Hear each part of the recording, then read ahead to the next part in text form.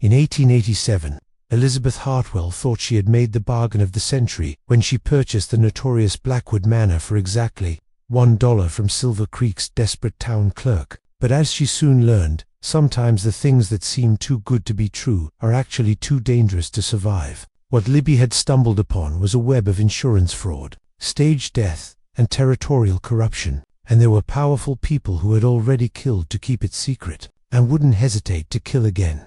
The morning sun cast long shadows across Silver Creek's dusty Main Street as Elizabeth Libby Hartwell stepped down from the westbound stage, her worn leather satchel clutched tightly in her gloved hands. At 24, she carried herself with the refined posture of Boston society, but her simple brown traveling dress and the determined set of her jaw spoke of reduced circumstances and fierce resolve. "Silver Creek," the driver called out, spitting tobacco juice into the dirt. "End of the line. Miss, you sure this is where you want to be?" Libby straightened her shoulders and surveyed the ramshackle frontier town. Wooden buildings lined the muddy street, their paint peeling under the harsh Colorado sun. The Rocky Mountains loomed in the distance like sleeping giants, their peaks still crowned with snow, despite the late spring warmth. "Quite sure, thank you," she replied, her cultured Eastern accent marking her as clearly as a brand. She had come too far to turn back now. The stage driver shook his head as he tossed down her trunk.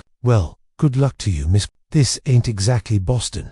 As the stage rolled away in a cloud of dust, Libby found herself alone on the boardwalk, acutely aware of the curious stares from the locals. A group of miners emerged from the Silver Dollar Saloon, their eyes following her with undisguised interest. She lifted her chin and walked purposefully toward the building marked "Territorial Office" in fading letters. The door's brass bell chimed as she entered the cramped office. Behind a scarred wooden desk sat a thin, nervous-looking man with thinning hair and ink-stained fingers. His nameplate read Harold Wessels, Territorial Clerk. "Can I help you, miss?" Wessels asked, barely looking up from his ledgers. "I'm here about the property advertisement," Libby said, producing a crumpled newspaper clipping from her "The mansion for sale at $1. Wessels' head snapped up, his face draining of color. You can't be serious. That's the Blackwood place. Nobody in their right mind would I have the dollar," Libby interrupted, placing a silver coin on the desk with a sharp clink. "And I'm very serious indeed." The clerk's hands trembled as he reached for the coin, then drew back as if it were a snake. "Miss, I don't think you understand. That house, there's been talk, strange things. The previous owner, Randolph Blackwood, he died there 7 years ago, and folks say he never really left." Libby's green eyes flashed with determination. "Mr. Wessels, I've traveled 2,000 miles to start a new life. I have exactly $23 to my name, and I need a place to live. Are you going to complete this sale or not?" Wessels wiped perspiration from his brow despite the cool morning air. "Miss, what's your name?" "Elizabeth Hartwell. Miss Hartwell. I'm obligated to tell you that 13 people have inquired about that property in the past 7 years. Not one has gone through with the purchase after learning the circumstances." "What circumstances, exactly?" Wessels glanced nervously toward the window, as if expecting to be overheard. "Randolph Blackwood built that mansion in 1878, finest house in the territory. Made his fortune in silver mining, had claims all through these mountains. But in 1880, there was an accident at his mine cave-in. They never found his body, but there was ...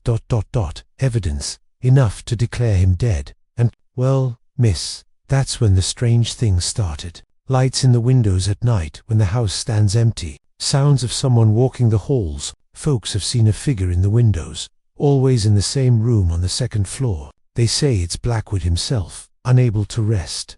Libby leaned forward, her voice steady. "Mr. Wessels, do you believe in ghosts?" The clerk's Adam's apple bobbed as he swallowed hard. "Miss, I've lived in this territory for 15 years. I've seen things that would curl your hair. There are forces in these mountains that civilized folk don't understand, perhaps, but I understand desperation quite well." Libby pushed the silver dollar across the desk. "I need that house. Mr. Wessels, whatever haunts it cannot be worse than what I've left behind." The office door opened with such force that both Libby and Wessels jumped. A weathered Native American man in his 60s entered, his long gray hair braided with feathers and beads. His dark eyes fixed immediately on Libby with an intensity that made her breath catch. "Joseph Crowfeather," Wessels stammered. "What brings you to town?" The man ignored the clerk, addressing Libby directly. "You are the one who seeks to buy the house where the man walks between worlds." It wasn't a question. Libby felt a chill despite the warm air.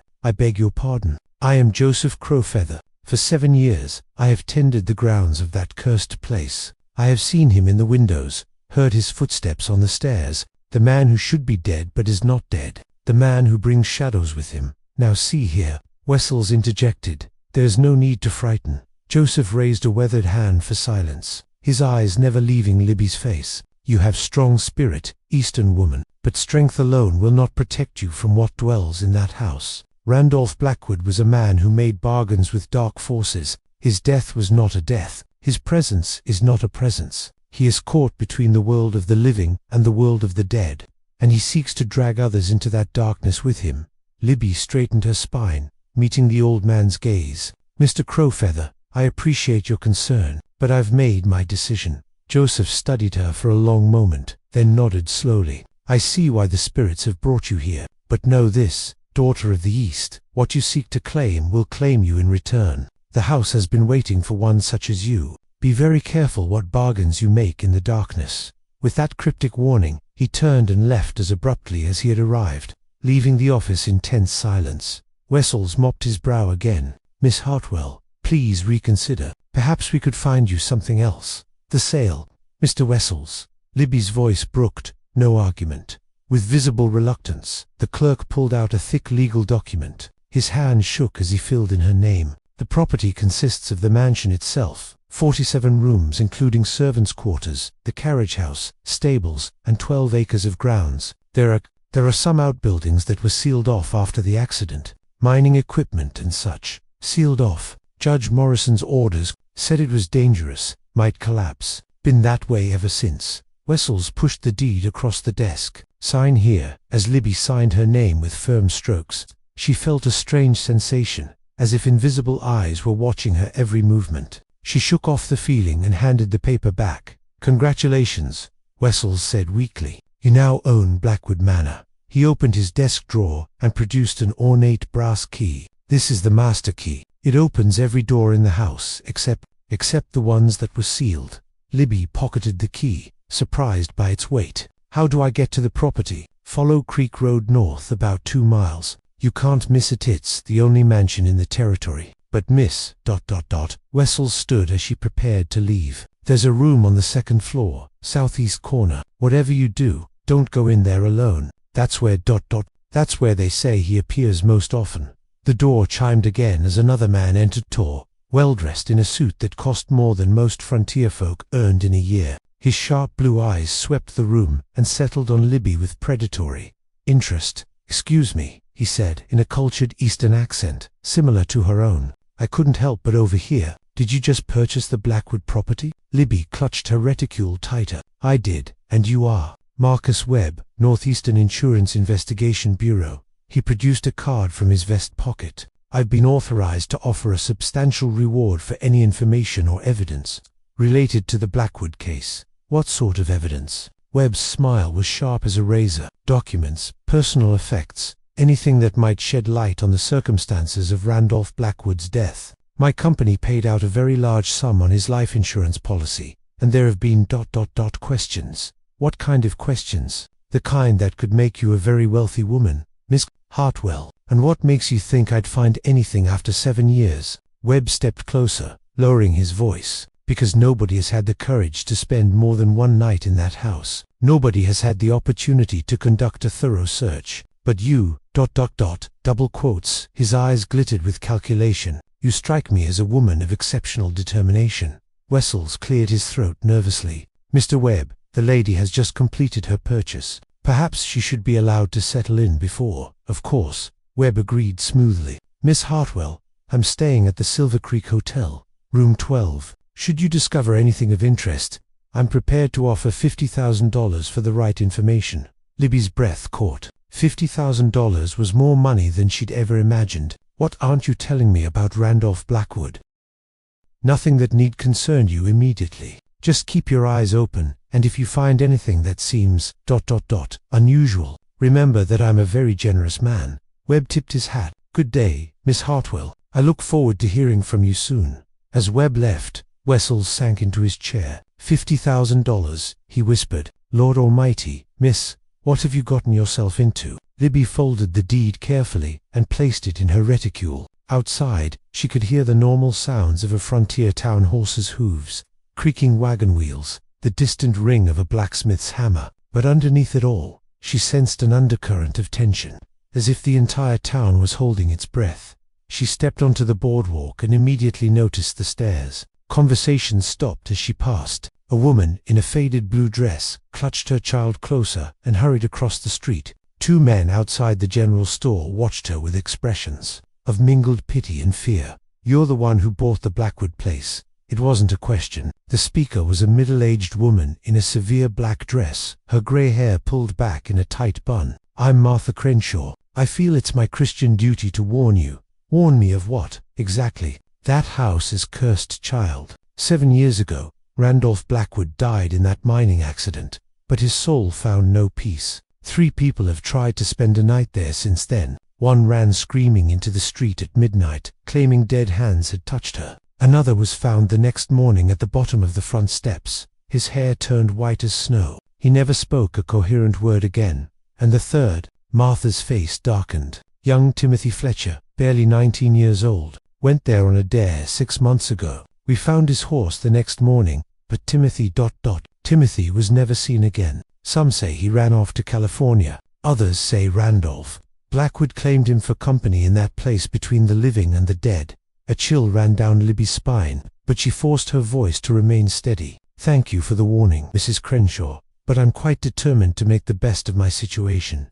The older woman shook her head sadly. Pride goeth before a fall, child. That house has been waiting for someone like you, someone with nowhere else to go. Don't let your desperation lead you into damnation. As Libby walked toward the livery stable to arrange transportation to the mansion, she couldn't shake the feeling that every eye in Silver Creek was upon her. The weight of the brass key seemed to grow heavier in her pocket, and Marcus Webb's words echoed in her mind.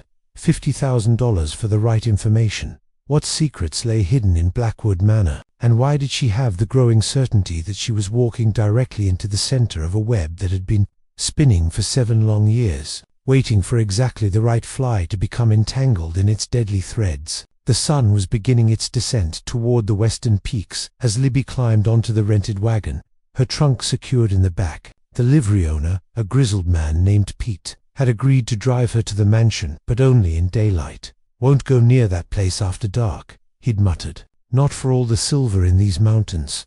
As they rolled north along Creek Road, the town of Silver Creek disappeared behind them, and Libby found herself alone with her thoughts and her fears. Ahead lay Blackwood Manor and whatever secrets it held. Behind lay a life she could never return to. She touched the brass key through the fabric of her dress and wondered if she had just made the wisest decision of her life, foresigned her own death. Warrant. The wagon rounded a bend in the dirt road, and Blackwood Manor rose before them like something from a fever dream. Even Pete, who had lived in these mountains all his life, let out a low whistle of unease.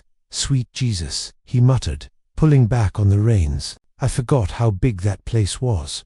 Libby stared in amazement at her new home. The Victorian mansion stood 3 stories tall, its dark timber and stone construction giving it a brooding, imposing presence against the backdrop of pine-covered mountains. Elaborate gingerbread trim decorated the eaves and wraparound porch, but 7 years of neglect had taken their toll. Paint peeled from the shutters, several windows were boarded up, and ivy crept up the walls like grasping fingers. Despite its deteriorated condition, the mansion's grandeur was undeniable. Twin towers flanked the main structure, their conical roofs piercing the sky. A circular driveway, now overgrown with weeds, curved around a dry fountain where stone cherubs gazed with sightless eyes at the approaching wagon. Must have cost a fortune to build, Libby observed, trying to keep the awe from her voice. Blackwood spared no expense, Pete agreed grimly. Had the lumber shipped in from Oregon, the marble from Italy, even brought in craftsmen from San Francisco to do the interior work. Folks said he was trying to build something grand enough to impress his Eastern bride. His bride, Melody Sinclair, daughter of a Boston shipping magnate. Beautiful girl, by all accounts. But she took one look at this place and turned around, caught the next train back east, never even set foot inside. Pete shook his head. Some say that's when Blackwood started to change, got bitter, started making enemies. Before that, he was well liked in town.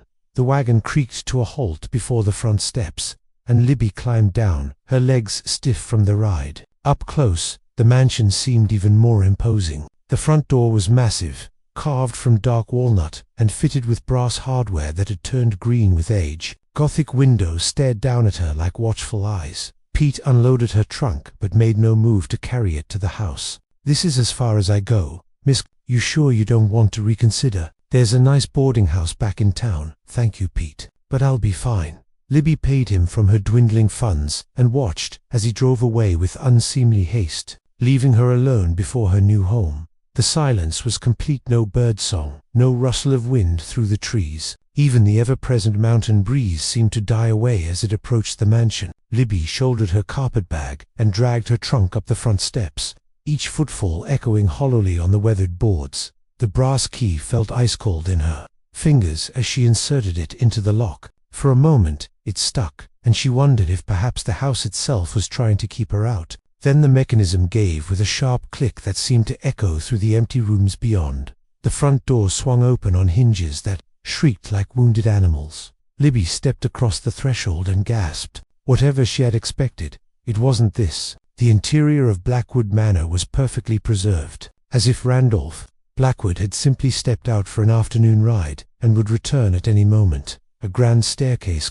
swept upward from the marble-floored foyer, its banister carved from mahogany and inlaid with mother-of-pearl. Crystal chandeliers hung from painted ceilings, their faceted surfaces catching the late afternoon light that streamed through tall windows. Persian rugs covered polished hardwood floors, and oil paintings in gilt frames lined the walls. Portraits of stern-faced men and elegant women who seemed to watch her every move. "Incredible," she whispered, her voice echoing in the vast space. But as she moved deeper into the house, carrying her bags toward what appeared to be a parlor, she began to notice unsettling details. Fresh flowers arranged in a cut crystal vase on the entry table, impossible after 7 years of abandonment. A crystal decanter on the sidebar, half filled with amber liquid that caught the light like liquid gold. The faint scent of tobacco smoke lingering in the air, as if someone had recently enjoyed a pipe in the library. Libby set down her bags and approached the flower arrangement. The roses were blood-red and perfectly fresh, their petals soft to the touch. Droplets of water still clung to the stems. She lifted the vase and found a damp ring on the marble table beneath evidence that it had been placed there recently. "Joseph Crowfeather," she murmured to herself. The groundskeeper must maintain the interior as well as the exterior. But that didn't explain the tobacco smell or the freshly poured whiskey. A sound from somewhere above made her freeze. A soft footfall, as if someone in stocking feet was walking across a carpeted floor. She looked up at the ceiling, trying to trace the sound's path. It seemed to be moving from the front of the house toward the back, along what would be the second-floor hallway. She called out, "Is someone there?" The footsteps stopped immediately, followed by silence so complete it seemed to press against her eardrums like physical weight. Libby waited, hardly breathing, but the sound didn't resume. Gathering her courage, she climbed the grand staircase, her hand trailing along the smooth banister. The second floor was even more opulent than the first. A wide hallway lined with doors led to what were obviously bedrooms and sitting rooms. Portraits lined the walls here too, but these were different. Where the downstairs paintings showed various family members and dignitaries, these were all of the same man, Randolph Blackwood. She recognized him immediately from the newspaper sketches she'd seen back east. A handsome man in his 40s, with piercing dark eyes and a perfectly groomed beard. In painting after painting, those eyes seemed to follow her as she moved down the hallway. In one portrait, he stood beside a fireplace in evening dress. In another, he sat at a massive desk, quill pen in hand. A third showed him in mining clothes, standing before what appeared to be the entrance to a shaft. But it was the final portrait that made her blood run cold. This one hung at the very end of the hallway, outside a door that stood slightly ajar. Unlike the others, this painting showed Blackwood not in life, but in death. He lay in an ornate coffin, eyes closed, hands folded across his chest. But something was wrong with the image. The artist had painted it as if the subject were merely sleeping, not dead. There was too much color in the cheeks, too much life in the features, and the eyes, though painted closed, They seemed to watch her from beneath their lids. The door beside the portrait creaked open another inch, as if inviting her to enter. This had to be the room Wessels had warned her about, the southeast corner room where Blackwood's ghost was said to appear. Libby approached slowly, her heart hammering against her ribs. The door was made of the same dark walnut as the front entrance, but this one bore carved symbols she didn't recognize, intertwining vines and strange geometric patterns that seemed to shift and move in her peripheral vision. She pushed the door open and stepped inside. The room was a gentleman's study, dominated by a massive desk and floor-to-ceiling bookshelves. But unlike the rest of the house, this room showed signs of recent occupation. Papers were scattered across the desk, as if someone had been interrupted while working. A leather chair was pushed back from the desk at an odd angle. A half-finished glass of whiskey sat beside an open ledger book. Libby moved to the desk and examined the papers. They appeared to be correspondence, written in a bold, masculine hand. The top letter was dated just 3 days ago. "Gentlemen, I grow tired of this charade. 7 years of hiding in my own house like a common criminal, while you profit from my supposed demise.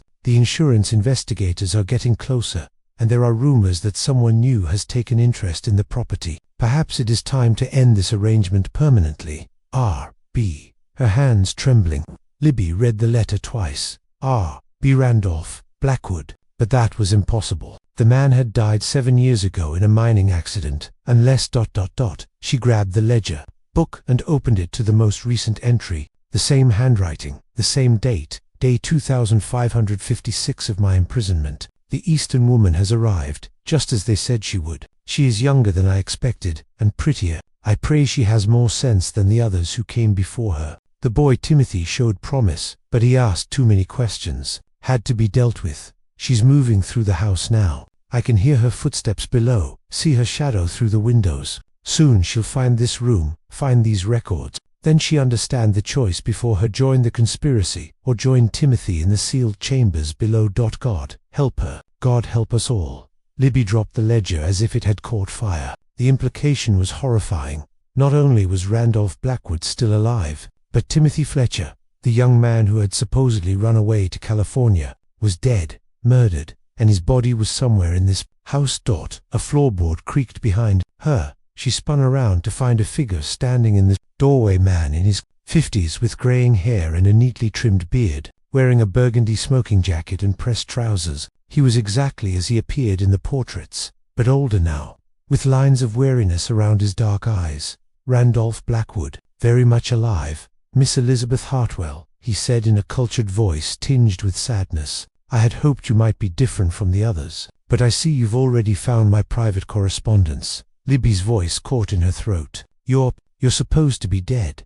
"Dead?" He stepped into the room, and she noticed he walked with a slight limp. "In all the ways that matter, I have been dead for 7 years. Would you care for some tea? We have much to discuss, and I suspect you have many questions. You killed Timothy Fletcher." Blackwood's expression darkened. "Timothy Fletcher was a foolish boy who couldn't leave well enough alone. Much like yourself, I fear. But let me tell you a story, Miss Hartwell. A story of greed, betrayal, and the terrible price of being too trusting." He moved to the window and gazed out at the mountains beyond. 7 years ago, I was the wealthiest man in Colorado Territory. I owned silver mines, real estate, and had business interests throughout the West. I also had enemies, men who resented my success and coveted my fortune. "So you faked your death." "I was forced to fake my death," he corrected sharply. "Judge Morrison, Territorial Governor Hayes, even some of my supposed friends, they were all part of it. They arranged the mining accident, forged the death certificates, and split the insurance money among themselves. $50,000 was only the beginning.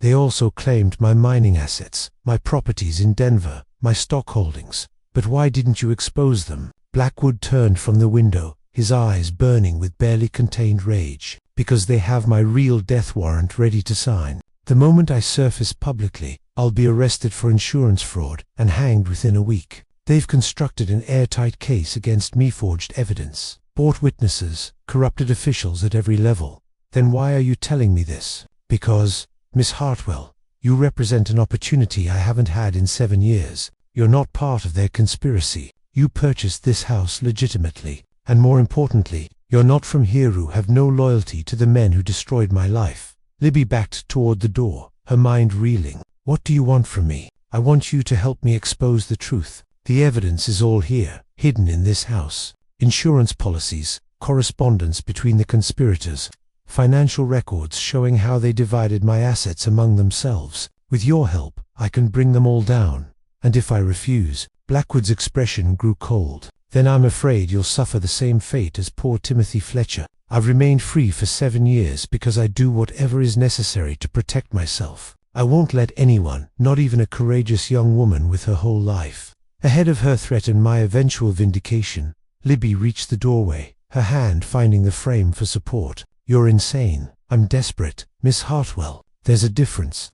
Though I'll admit the distinction has become blurred over the years. He moved closer, and she could smell the whiskey on his breath, see the manic gleam in his dark eyes. But consider this: if you help me, you'll not only see justice done, you'll also be very well compensated. There's a fortune hidden in this house, money I've been collecting for 7 years, in preparation for my return to the world of the living. Where is Timothy Fletcher's body? Safe, preserved, in case I ever need proof of what happens to those who threaten me. Blackwood smiled, but there was no warmth in it. Would you like to see him? He's in remarkably good condition, considering. The casual way he spoke of murder made Libby's stomach turn. I need time to think, of course. Take all the time you need, but don't take too long. There are others interested in this property, others who would see both of us dead rather than risk exposure. Marcus Webb, for instance. He's not just an insurance investigator. He's working for the same men who destroyed my life.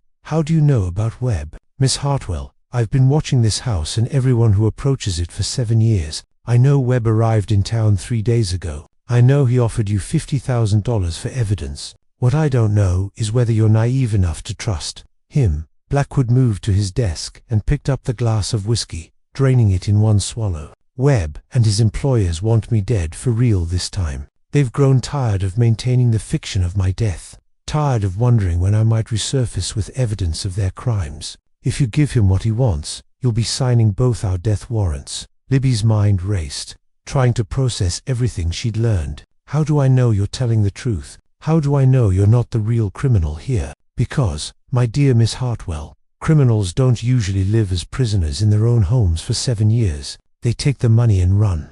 He gestured around the opulent study. I've had access to immense wealth all this time, yet here I remain, plotting my vindication instead of enjoying my fortune in some exotic locale. A sound from somewhere in the house made them both freeze. The distinctive squeak of the front door opening. Blackwood's face went white. They're here, he whispered. Earlier than I expected. Who? Webb's men. They must have followed you from town. He grabbed her arm with surprising strength. Miss Hartwell, in the next few minutes, you're going to have to make the most important decision of your life. You can trust me and fight for justice, or you can trust them and die for your naivety. Heavy footsteps echoed from the foyer below, multiple men, moving with military precision through the house. Libby heard the distinctive click of gun hammers being cocked. This way, Blackwood whispered, pulling her toward what appeared to be a solid bookshelf. 7 years of hiding has taught me every secret this house holds. He pressed something among the leather-bound volumes, and the entire section of shelving swung inward, revealing a narrow passage beyond. After you, Miss Hartwell, and pray that we both live long enough for you to learn the whole truth. As gunshots erupted from somewhere below, Libby made her choice and stepped into the darkness. The secret passage was barely wide enough for one person, its walls lined with rough-hewn timber that caught at Libby's dress as she followed Blackwood through the maze-like interior of his own house. Behind them, she could hear men shouting, furniture being overturned, and the heavy tread of boots on the grand staircase. Where does this lead? She whispered, trying to keep the panic from her voice. The passages run throughout the house, Blackwood replied softly, his voice barely audible over the sounds of destruction from the main rooms. I had them built during construction, a precaution I thought would never be necessary. Ironic that they've become my salvation. They moved in single file through the narrow corridor, guided only by thin slivers of light that filtered through cleverly concealed viewing slots. Through one such opening, Libby caught a glimpse of the library below, where 3 men in dark suits were systematically destroying everything in their search. Books flew from shelves, paintings were torn from walls, and furniture was overturned with methodical violence. "They're not just looking for evidence," she observed. "They're trying to destroy it." "Precisely. They can't risk anyone finding the papers that would expose their conspiracy." Blackwood paused at a junction in the passage. "But they don't know about the real hiding place. After 7 years of preparation, I've learned to keep my most valuable secrets well protected." He led her down a steep, narrow stairway that descended into the bowels of the mansion. The air grew colder and carried the musty scent of underground chambers. At the bottom of the stairs, Blackwood produced a small oil lamp from a concealed niche and lit it with a match. The flickering light revealed a surprisingly spacious underground room, clearly excavated from the natural rock beneath the house. The walls were lined with metal filing cabinets, and a large table in the center was covered with maps, photographs, and documents. "Welcome to my real study," Blackwood said grimly. "The room upstairs is for show a place, where I let my enemies think I keep my secrets. This is where the real work happens." Libby stared around the chamber in amazement. "How long have you been planning this?" 7 years, 3 months, and 16 days. He set the lamp on the table and began pulling out files. "Every letter, every financial transaction, every bribe and kickback. I've documented it all." She approached the table and examined the materials spread across its surface. Maps of Colorado Territory showed mining claims in different colors: green for properties legitimately owned by Blackwood, red for those illegally seized after his supposed death. Financial ledgers detailed payments made to various officials. Most damning of all were photographs of meetings between the conspirators, taken from concealed positions around Silver Creek. "How did you get these pictures?" Blackwood smiled grimly. "The advantage of being officially dead is that people don't expect you to be watching. I've spent 7 years documenting their every move, learning their habits, discovering their weaknesses." A photograph caught her attention: Judge Morrison shaking hands with Marcus Webb outside the Silver Creek Hotel, a large envelope changing hands between them. The image was dated just 2 days ago. "Webb is part of the conspiracy," she breathed. "Webb is more than part of it, he's their cleanup man. The Northeastern Insurance Bureau doesn't exist, Miss Hartwell. It's a front organization created by the territorial government to lure potential troublemakers into revealing themselves." Libby felt sick. "The $50,000 he offered me ... was bait. They wanted to see if you'd discovered anything significant. If you had, you'd have disappeared like Timothy Fletcher. If you hadn't, they'd have found another way to eliminate you as a potential threat." From somewhere above came the sound of splintering wood and men's voices, growing more agitated. They were running out of time. "There has to be a way to expose all this," Libby said desperately. "What about the territorial marshal? Surely someone in authority." "Marshal Hawkins is one of them," Blackwood interrupted, "as is the territorial prosecutor, the head of the mining bureau, and half the judges in Colorado. This conspiracy reaches all the way to Washington, Miss Hartwell. These men didn't just steal my fortune, they've been systematically looting the territory for years, using my supposed death as cover for their activities." He pulled out a thick folder and opened it to reveal a detailed organizational chart. Names, positions, and connections were laid out like a spider's web, with arrows showing the flow of money and influence. At the center of it all was a name that made Libby gasp: Territorial Governor Edmund Hayes. Hayes orchestrated the entire scheme, Blackwood explained. He needed capital to fund his political ambitions, or run for the U.S. Senate, then perhaps the presidency. "My mining fortune was just the beginning. They've since expanded into railroad fraud, land speculation, and military supply contracts. But why stage your death specifically? Why not just have you killed outright?" "Because a murdered millionaire attracts federal attention, but a mining accident, that's just frontier life. Dangerous, but hardly suspicious." Blackwood's voice turned bitter. "They also needed someone to blame if their scheme ever unraveled. A dead man who faked his own death for insurance money makes the perfect scapegoat." The sound of approaching footsteps in the passage above made them both freeze. Someone had found the entrance to the secret corridors. "We need to leave," Blackwood whispered urgently. "There's another way out, through the old mining tunnels." "Where do they lead?" "To my original silver claim, about a mile northeast of here. If we can reach it, I have supplies, cached there, weapons, money, and horses." He began stuffing the most crucial documents into a leather satchel, moving with the desperate efficiency of a man who had planned for this moment countless times. "Miss Hartwell, I need you to understand something. Once we leave this room, there's no going back. You'll be as much a fugitive as I am, and if I stay, they'll kill you. Webb's men don't leave witnesses. A gunshot echoed through the passages above, followed by splintering wood and cursing voices. They had found the secret entrance to the study. Decide quickly, Blackwood urged. Libby looked around the underground chamber one last time, at the 7 years' worth of evidence that could bring down a territorial conspiracy. Then she thought of Timothy Fletcher, of Marcus Webb's predatory smile, of the fear in Harold Wessel's eyes when she'd insisted on buying the house. "Show me the tunnel," she said. Blackwood nodded and led her to what appeared to be a solid rock wall. He pressed something in the stone, and a section swung inward, revealing a rough-hewn tunnel that disappeared into darkness. "The mining tunnel," he explained. "It connects to the natural cave system in these mountains. We'll be in complete darkness for most of the journey, but it's our only chance." As they entered the tunnel, Blackwood paused to trigger some kind of mechanism. Behind them, the secret room was suddenly plunged into darkness, as the oil lamp was extinguished by a hidden device. "A little surprise for our pursuers," he said with grim satisfaction. "The room will seal itself automatically. By the time they break through, we'll be long gone." The tunnel was a nightmare of claustrophobic darkness and uncertain footing. Libby kept one hand on the rough stone wall and the other on Blackwood's shoulder as they made their way through the underground maze. The air was thin and carried strange echoes that made it impossible to judge distances. After what felt like hours but was probably only minutes, they emerged into a natural cave illuminated by pale daylight filtering down from above. Blackwood led her through a series of connected caverns, each larger than the last, until they finally reached an opening that looked out onto a small mountain valley. "The Widow's Peak claim," Blackwood announced, breathing heavily from the exertion. "My first and most profitable mine." The valley was hidden from the main road by towering rock formations, accessible only through the cave system they had just navigated. At the valley's center stood the weathered remains of mining equipment, a headframe, or carts, and a small cabin that had seen better days. 7 years ago, this single claim produced more silver in 1 month than most mines produce in a year,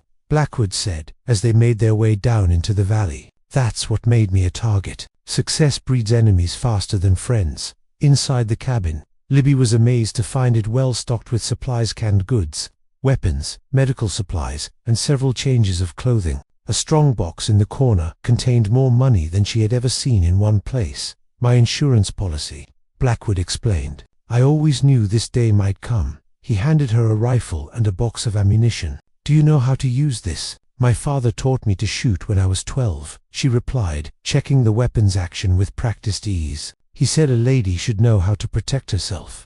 "Wise man. We're going to need every advantage we can get." Blackwood moved to the cabin's single window and peered out at the surrounding peaks. "They'll track us here eventually, but it should take them several hours to navigate the tunnel system. What's your plan?" "We ride to Denver and present our evidence to the federal authorities, the U.S. Marshal's office, the Territorial Attorney General, anyone not connected to Hayes' conspiracy, and if they're all corrupt too." Blackwood's expression darkened. "Then we take the evidence to the newspapers. The Denver Post has been investigating territorial corruption for months. They'd love to get their hands on proof of a conspiracy this extensive." A distant sound made them both turn. Toward the cabin's door, the unmistakable echo of gunshots from the direction they had come. "In the tunnels," Blackwood said grimly. "We need to move now." Behind the cabin, 2 horses were tethered in a small corral, Black Stallion and a bay mare, both saddled and ready for travel. Blackwood had clearly been prepared for a quick escape for some time. "Take the mare," he instructed, helping Libby mount. "She's sure-footed and knows these mountain trails." As they prepared to ride out, Libby turned back toward the hidden valley one last time. "What about Timothy Fletcher? His family deserves to know what happened to him." Blackwood's face went ashen. "Miss Hartwell, there's something else I need to tell you. Something I should have mentioned before." "What?" "Timothy Fletcher isn't dead." The revelation hit her like a physical blow. "But you said, I let you believe he was dead because I needed you to understand the stakes we're facing. But Timothy is alive, hidden in another part of the tunnel system. He's been my ally for the past 6 months, helping me gather evidence and plan our eventual escape." "Then why did you let everyone think he'd disappeared?" "Because Webb's men were closing in on him. The only way to protect him was to make everyone believe he'd fled to California. He's been living in the caves, helping me document the conspiracy's activities." Relief and anger warred in Libby's chest. "You lied to me. I tested you," Blackwood corrected. "I needed to know if you had the courage to do what was right, even when you believed the stakes included murder. Now I know you're someone I can trust with our lives." The sound of gunshots was getting closer, echoing through the cave system like thunder in the mountains. "We'll have to trust each other completely from this point forward," Blackwood said as they spurred their horses toward a narrow trail that led up into the peaks. "Because if Hayes' men catch us, we'll all share Timothy's supposed faith, except this time it won't be pretense." As they rode higher into the mountains, leaving the hidden valley behind, Libby realized that her simple plan to start a new life in the West had transformed into something far more dangerous and significant.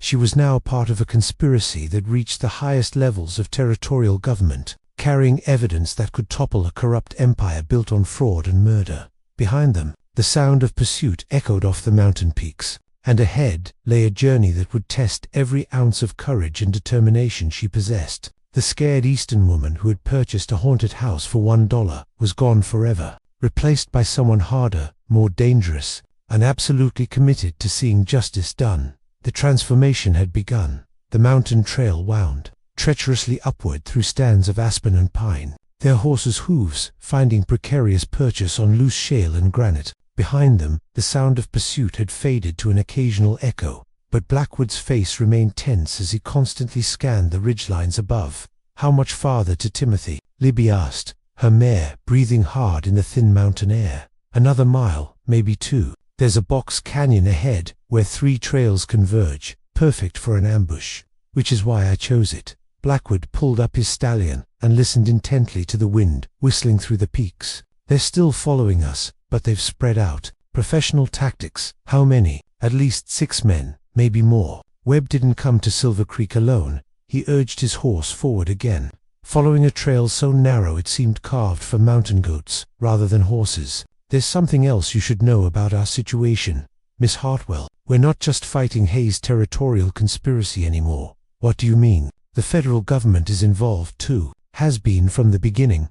Blackwood's voice carried the weight of 7 years' bitter knowledge. "The insurance fraud was just the first step. Hayes has been selling territorial mining rights to Eastern syndicates at prices far below market value, pocketing the difference. Some of those syndicates have connections to senators, congressmen, even cabinet members." Libby felt her heart sink. "Then where can we turn for help?" "The press. Public exposure is the only weapon they can't corrupt or buy off." He pointed ahead to where the trail curved around a massive boulder formation. "Timothy should be waiting just beyond those rocks." As they rounded the bend, Libby saw the box canyon Blackwood had described, a natural amphitheater surrounded by towering stone walls, with 3 narrow passes providing the only access. In the center, beside a small stream, a young man emerged from behind a cluster of boulders.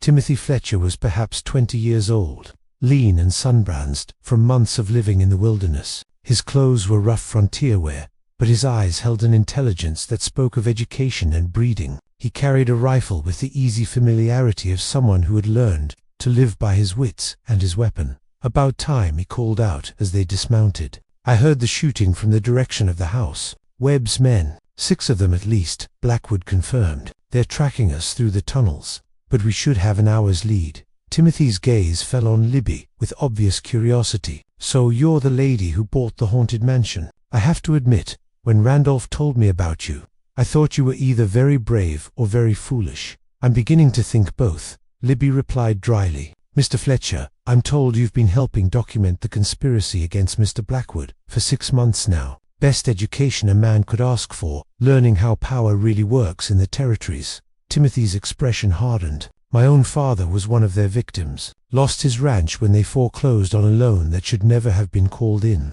Died of a broken heart 6 months later." "I'm sorry." "Don't be sorry, Miss Hartwell.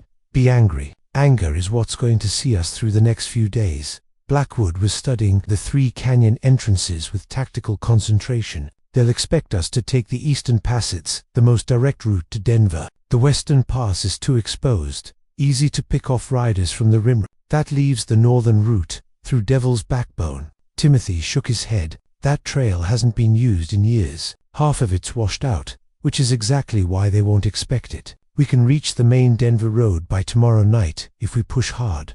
A rifle shot cracked across the canyon, the bullet striking sparks from the rocks near their feet. All three dove for cover as more shots followed, the echoes bouncing off the stone walls in a deafening cacophony. "So much for our hour's lead," Timothy muttered. Levering around into his rifle's chamber, Blackwood pointed toward the rimrock above the eastern pass. "There are two of them, maybe three. They're trying to pin us down while the others circle around." "Professional tactics," Libby observed, surprising herself with her calm assessment of the tactical situation. "They'll seal off the other passes while keeping us trapped in the killing zone." Both men stared at her. "Miss Hartwell," Blackwood said carefully, "how do you know about military tactics?" "My brother served with Custer at Little Bighorn," she replied, working the action on her rifle. "He taught me more than just shooting before he died. Said a woman alone on the frontier needed to think like a soldier to survive." Another volley of shots erupted from the rimrock, forcing them deeper into the boulder field.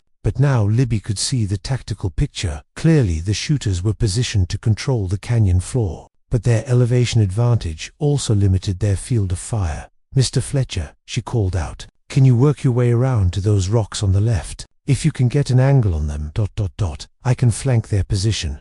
Timothy agreed, immediately grasping her strategy. "But someone needs to keep them distracted." "Leave that to us," Blackwood said grimly. He looked at Libby with new respect. "Your brother taught you well." For the next 10 minutes, they played a deadly game of cat and mouse among the canyon rocks. Libby and Blackwood kept up a steady rate of fire, forcing the ambushers to keep their heads down, while Timothy worked his way around their flank. The young man moved with the silent skill of someone who had learned to survive in hostile territory. When Timothy's rifle finally spoke from an unexpected angle, one of the shooters cried out and tumbled from his perch. The others immediately shifted position, but their tactical advantage was broken. "Now," Blackwood shouted, "the northern pass." They reached their horses in a running crouch, bullets whining overhead as they mounted and spurred toward the narrow opening that led to Devil's Backbone Trail. Behind them, angry shouts indicated that Webb's men were descending into the canyon in pursuit. The northern pass was barely wide enough for a single horse, with a sheer drop of several hundred feet on one side and vertical rock face on the other. The trail surface was treacherous loose stone and washouts that could send an unwary rider tumbling into the abyss. "Stay close and watch your footing," Blackwood warned as they entered the defile. "This trail has killed more men than all of Hayes' gunmen combined." They rode in single file, Blackwood leading, followed by Libby, with Timothy bringing up the rear. The sound of their horses' hooves seemed thunderously loud in the confined space, but it was better than the alternative, the distant sound of pursuit that echoed from the canyon behind them. After an hour of nerve-wracking progress, they emerged onto a broader ledge that offered a temporary respite. The view was spectacular mountain peaks stretching to the horizon, with the Denver and Rio Grande Railroad visible as a thin line far below in the valley. "We're making good time," Timothy reported, studying their back trail through a small telescope. "I can see dust from their horses, but they're at least an hour behind us. They'll have to go slowly through the pass." Blackwood agreed, "but once they reach open country, they'll make up time quickly. We need to reach the railroad before they can cut us off." As they prepared to continue down the mountain, Libby noticed something that made her blood run cold. "Mr. Blackwood, look at the valley below. That dust cloud near the railroad tracks. He took the telescope from Timothy and studied the distant terrain. His face went pale. "More riders. They're positioning themselves to intercept us at the train station." "How could they know our route?" "Because they know these mountains as well as we do," Timothy said grimly. "Hayes didn't build his empire by being stupid. He's been planning for this contingency probably since the day Randolph supposedly died." Blackwood lowered the telescope, his expression grim. "We're caught between two forces, the pursuit behind us and the trap ahead. And there's something else." He pointed to a column of smoke rising from the direction of Silver Creek. "They've burned the mansion." Libby felt a stab of loss, surprising herself. The house had been hers for less than a day, but it had represented hope, a new beginning. Now even that was gone. "All the evidence we left behind," she said, "was copies," Blackwood replied. "I learned long ago never to keep all my eggs in one basket. The real evidence is in that satchel, plus what Timothy has cached at other locations throughout the territory. Then we still have a chance, if we can stay alive long enough to use it." He studied the terrain ahead with the eye of a man who had been planning his escape for 7 years. There's another option. Risky, but it might work. What kind of option? Timothy asked. The old mining camp at Purgatory Creek. It's been abandoned for 3 years, but the telegraph lines are still intact. If we can get a message to the Denver Post... That's 20 miles in the wrong direction, Timothy protested. And it's right through the heart of Hayes territory, which is exactly why they won't expect it. They'll assume we're heading for Denver by the most direct route. Blackwood's eyes gleamed with desperate calculation. While they're watching the railroad and the main roads, we'll be sending our story to every newspaper between here and San Francisco. Libby considered the plan. It was dangerous, perhaps suicidal, but it was also their best chance of exposing the conspiracy before Hayes' men silenced them permanently.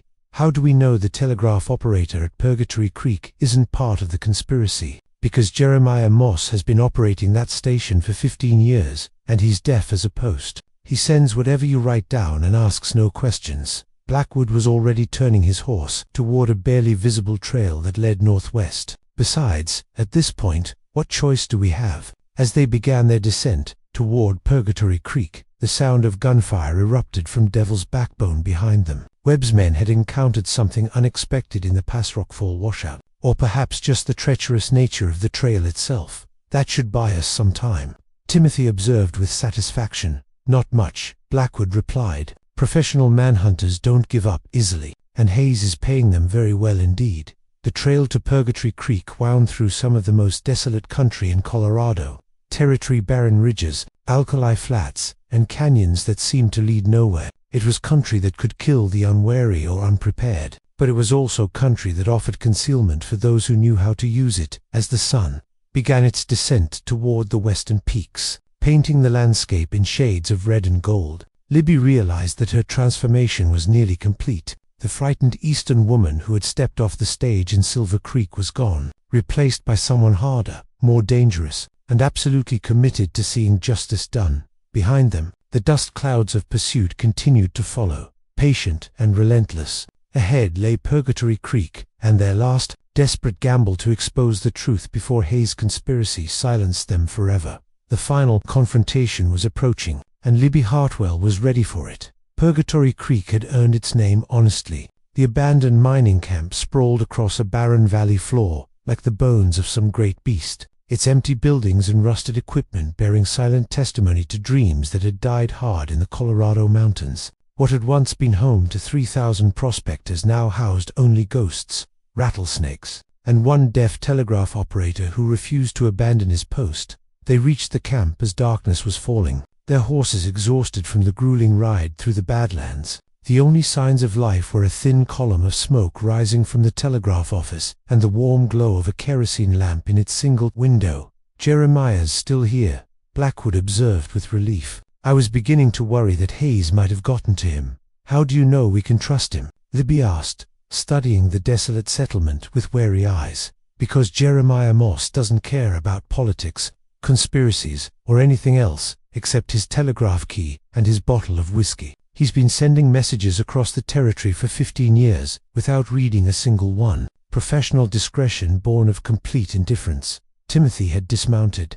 and was studying their back trail through his telescope. "No sign of pursuit yet, but they can't be more than an hour behind us. We don't have much time." The telegraph office was a small frame building that had seen better days. Its windows were cracked, its paint was peeling, and the wooden steps creaked ominously under their weight. But the telegraph lines stretching away into the darkness were intact, and that was all that mattered. Jeremiah Moss was exactly as Blackwood had described, wizened man in his 70s with wild white hair and eyes that had the distant look of someone who lived more in the world of dots and dashes than in the realm of ordinary human conversation. He looked up from his equipment as they entered, his expression showing mild curiosity but no alarm. "Evening, folks," he said in the overloud voice of the deaf. "Don't get many visitors these days. You need to send a message." "Several messages," Blackwood replied, speaking clearly so the old man could read his lips. "Urgent business. How's the line to Denver?" "Clear as a mountain stream." "What about Colorado Springs, Pueblo, San Francisco?" "All of them," Blackwood said, pulling out a roll of bills. "Send to every newspaper from here to the Pacific Ocean." Jeremiah's eyes widened at the sight of the money. But he asked no questions. He simply sat down at his telegraph key and waited for instruction. Blackwood opened his leather satchel and began pulling out documents. "Miss Hartwell, you have a fine hand with words. Help me compose a message that will bring down an empire." For the next 30 minutes, they worked feverishly to condense 7 years of evidence into telegraph format. The message they crafted was devastating in its simplicity. To all editors, stop Territorial Governor Hayes orchestrated massive insurance fraud involving faked death of Randolph Blackwood 1880. Stop conspiracy includes Judge Morrison, Marshall Hawkins, multiple territorial officials. Stop evidence includes forged death certificates, fraudulent insurance claims, documentation of $50,000 payoffs. Stop Blackwood, alive hidden 7 years. Stop Timothy Fletcher, witness to conspiracy. Stop Governor, using fraud proceeds to finance Senate campaign. Stop current location Purgatory Creek Telegraph Station. Stop send federal marshals immediately. Stop signed Elizabeth Hartwell, Randolph Blackwood, Timothy Fletcher. That should do it, Timothy said grimly. Once this hits the newspapers, Hayes won't be able to suppress the story. Jeremiah's fingers flew over the telegraph key with practiced precision, sending the message out over the wires in multiple directions. Each transmission was followed by a confirmation from the receiving station, proof that their evidence was spreading across the territory like wildfire. As the old man worked, Libby kept watch at the window. The valley around Purgatory Creek was completely dark except for their own lamp, but she could feel hostile eyes watching from the surrounding hills. "How many stations have confirmed receipt?" Blackwood asked. "Denver Post, Colorado Springs Gazette, Pueblo Chieftain, and the San Francisco Chronicle," Jeremiah replied, still working at his key. "Also sent copies to the U.S. Marshal's office in Denver and the Territorial Attorney General in Colorado Springs. Excellent. Now, send one more message to the governor himself." Timothy looked up sharply. "Are you insane? Why alert Hayes that we've exposed him?" "Because I want him to know his empire is crumbling. I want him to feel the same helplessness I've felt for 7 years. Blackwood's eyes burned with 7 years of accumulated rage. "Send this, Governor Hayes. The dead have risen to speak the truth. Your conspiracy is exposed. Justice comes with the dawn. R. Blackwood." As Jeremiah transmitted this final, defiant message, Libby spotted movement in the darkness outside. Riders approaching from the south, at least 6 of them. "Webb's men," Timothy confirmed, peering through a crack in the window boards. "They've found us." Blackwood gathered up his documents and stuffed them back into the satchel. "Jeremiah, is there a back way out of here?" The old man pointed toward a door that led to the building's rear. "Opens onto the old mine workings. Tunnels run for miles in every direction, but most are flooded or collapsed. We'll take our chances with the mines over Webb's guns." As they prepared to flee, the telegraph key suddenly began chattering with an incoming message. Jeremiah frowned and began transcribing. "Message from Denver. Governor Hayes arrested 1 hour ago on federal charges. U.S. Marshal Crenshaw en route to your location with full company. Hold your position. Help is coming." The 3 fugitives stared at each other in amazement. Their desperate gamble had worked. The evidence was out. The conspiracy was crumbling, and federal help was on the way. "We did it," Libby whispered. "We actually did it." But their celebration was cut short by the sound of splintering wood as Webb's men kicked in the front door. 6 armed men in dark suits poured into the small room, their weapons trained on the fugitives. "Nobody move," Marcus Webb commanded, stepping into the lamplight. His cultured facade had vanished, replaced by the cold efficiency of a professional killer. "Mr. Blackwood, Miss Hartwell, Mr. Fletcher, you've caused us considerable trouble. It's over, Webb," Blackwood said calmly. "Hayes has been arrested. The conspiracy is exposed."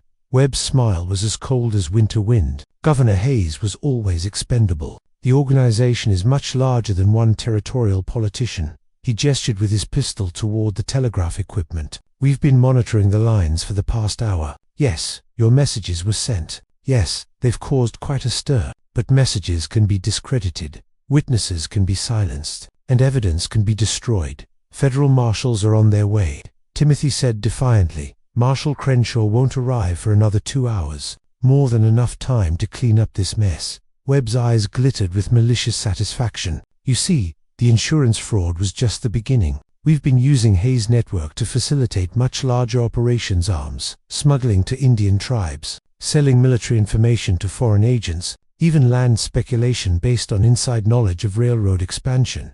You're talking about treason, Libby said, horrified. I'm talking about business, Miss Hartwell. Very profitable business that your meddling threatens to disrupt. Webb moved closer, his weapon never wavering. But there's still a way to salvage the situation. A tragic fire at the old telegraph station, 3 bodies burned beyond recognition, and the only witnesses to our operations permanently silenced. Behind Webb, one of his men was dousing the room with kerosene from a can he'd brought in from outside. The sharp smell filled the small space, making it difficult to breathe. You're insane if you think you can cover this up, Blackwood said. Too many people know the truth now. Truth is remarkably flexible when properly managed, Webb replied. By morning, the official story will be that 3 desperate criminals died while resisting federal arrest. The newspapers will report that Randolph Blackwood was indeed guilty of insurance fraud, that he murdered Timothy Fletcher, and that Elizabeth Hartwell was his accomplice. All very tidy. As Webb's man continued spreading kerosene, Libby noticed that old Jeremiah had remained remarkably calm throughout the confrontation. The deft telegrapher was still seated at his equipment, his fingers resting on the transmission key, and his eyes, far from showing the confusion she might have expected, were alert and calculating. Suddenly, the old man's fingers began flying over the key in rapid-fire transmission. Before anyone could react, he had sent a brief message. Urgent. Armed men, Purgatory Creek Telegraph Station. Federal marshals required immediately. Shots fired. Webb spun toward the telegraph operator, his face contorted with rage. Stop him. But as one of Webb's men lunged toward Jeremiah, the wily old telegrapher pulled a sawed-off shotgun from beneath his desk and fired both barrels point blank. The concussion in the small room was deafening, and in the moment of chaos that followed, Timothy kicked over the kerosene lamp. The room plunged into darkness as flames began to spread across the kerosene-soaked floor. In the confusion, Libby felt Blackwood's hand grab her arm and pull her toward the rear door. The tunnels, he shouted over the gunfire and crackling flames. They burst through the back door into the cool night air, with Timothy close behind and bullets whining past their ears. Behind them, the telegraph station was already becoming an inferno, with Webb's men trapped between the fire and Jeremiah's continuing shotgun blasts. The entrance to the abandoned mine was 50 yards away, a dark opening in the hillside that promised concealment but also unknown dangers. As they ran toward it, Libby could hear Webb shouting orders to his surviving men. Find them. The organization wants no witnesses. They plunged into the mine tunnel just as more gunfire erupted from the direction of the burning telegraph station. The tunnel was pitch black and filled with a musty smell of abandoned workings. But it was better than facing Webb's guns in the open. Stay close, Blackwood whispered. These tunnels are treacherous, but they'll give us a chance to. His words were cut off by a sound that made all 3 of them freeze, the distant but unmistakable sound of many horses approaching at a gallop from the north. The federal marshals, Timothy whispered hopefully, or more of Webb's men, Libby replied grimly. From outside came the sound of shouted challenges and returning gunfire. A new battle had joined outside the burning telegraph station, and their fate would depend on which side emerged victorious. In the darkness of the abandoned mine, the 3 fugitives waited and listened, knowing that their desperate gambit to expose the truth had either saved them or doomed them to die in the bowels of the Colorado mountains. The gunfire outside the mine entrance intensified, echoing through the tunnel system like thunder in the depths of the earth. Libby pressed herself against the rough stone wall, straining to distinguish between the different weapons. The sharp crack of rifle fire mixed with the deeper boom of shotguns, punctuated by shouted commands in voices she couldn't identify. Can you tell who's winning? Timothy whispered, his voice barely audible over the distant battle. Blackwood had moved closer to the tunnel entrance, using the stone outcropping as cover while he peered into the firelit chaos outside. I count at least a dozen riders, maybe more. They're not dressed like Webb's men, these look like federal marshals. How can you tell? Military formation, coordinated tactics, and they're shouting for Webb's men to surrender rather than shooting to kill. A note of hope crept into Blackwood's voice. I think Marshal Crenshaw actually made it here ahead of schedule. The sound of approaching footsteps in the tunnel made them all freeze. Someone was coming toward them through the darkness, moving with the careful precision of a trained professional. Libby raised her rifle, her finger finding the trigger as a voice called out from the shadows.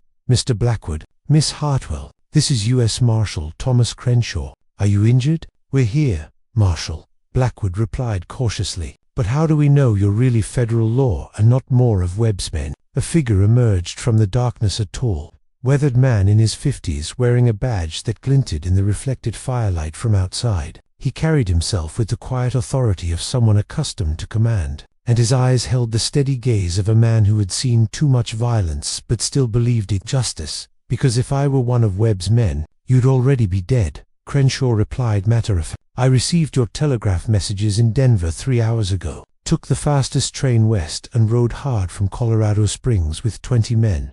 What about Webb? Marcus Webb is no longer your concern. Neither are his surviving associates. The marshal's expression was grim, though I'm afraid the cost was higher than any of us would have liked. The telegraph operator Jeremiah Moss didn't survive the fire. Libby felt a pang of grief for the brave old man who had risked everything to help them send their final message. He saved our lives. He saved more than that.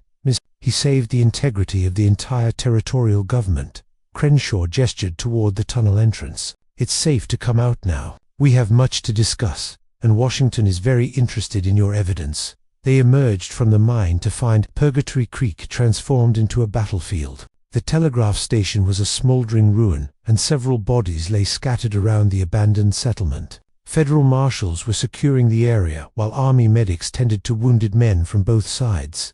Webb, Blackwood asked, died in the fire, along with 2 of his men. The others are in custody. Crenshaw studied Blackwood with professional interest. Mr. Blackwood, you've been officially dead for 7 years. That's going to create some interesting legal complications. I'm prepared to face whatever charges are necessary. But first, I want to make sure the full extent of this conspiracy is exposed.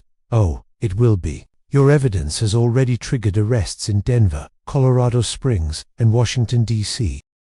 The insurance fraud was just the tip of the iceberg. We've uncovered arms smuggling, bribery of federal officials, and what appears to be a systematic looting of territorial resources. Timothy stepped forward, his young face showing the strain of the past months. Marshal, what about the families who were cheated out of their land and money? Will they get any compensation? That will depend on how much of the stolen assets we can recover. But I can tell you that several major mining claims are being returned to their rightful owners as we speak. Crenshaw turned to Libby with something approaching admiration. Miss Hartwell, I understand you've been involved in this affair for less than 48 hours. That's remarkable courage for someone who came west looking for a quiet new life. It stopped being quiet the moment I signed that deed, Libby replied, but I don't regret it. Sometimes you discover that running away from your problems means running toward something even more important. As they spoke, a young army lieutenant approached with a telegram in his hand. Marshal Crenshaw,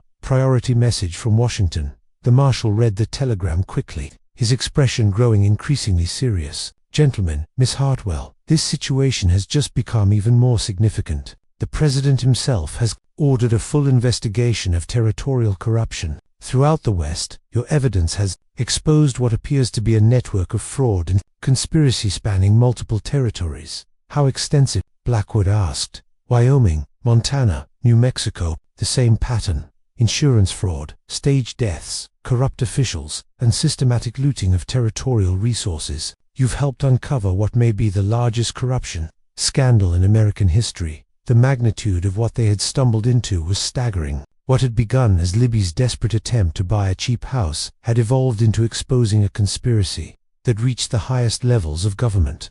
What happens now? She asked. Now you become the star witnesses in what will probably be the most important trial of the decade. But first, we need to get you somewhere safe while we round up the rest of the conspirators. Crenshaw looked around the burned-out settlement. And we need to give poor Jeremiah Moss the burial he deserves. As dawn broke over the Colorado mountains, painting the peaks in shades of rose and gold, Libby realized that her transformation was complete. The frightened Eastern woman who had stepped off the stage in Silver Creek was gone forever, replaced by someone who had faced down armed killers and helped expose a conspiracy that threatened the very foundations of territorial government. Marshal, she said quietly, what about Blackwood Manor? It was burned down during the fighting. Actually, it wasn't, Timothy said, consulting his telescope one final time. I can see it from here still standing. Webb's men must have set the fire as a diversion.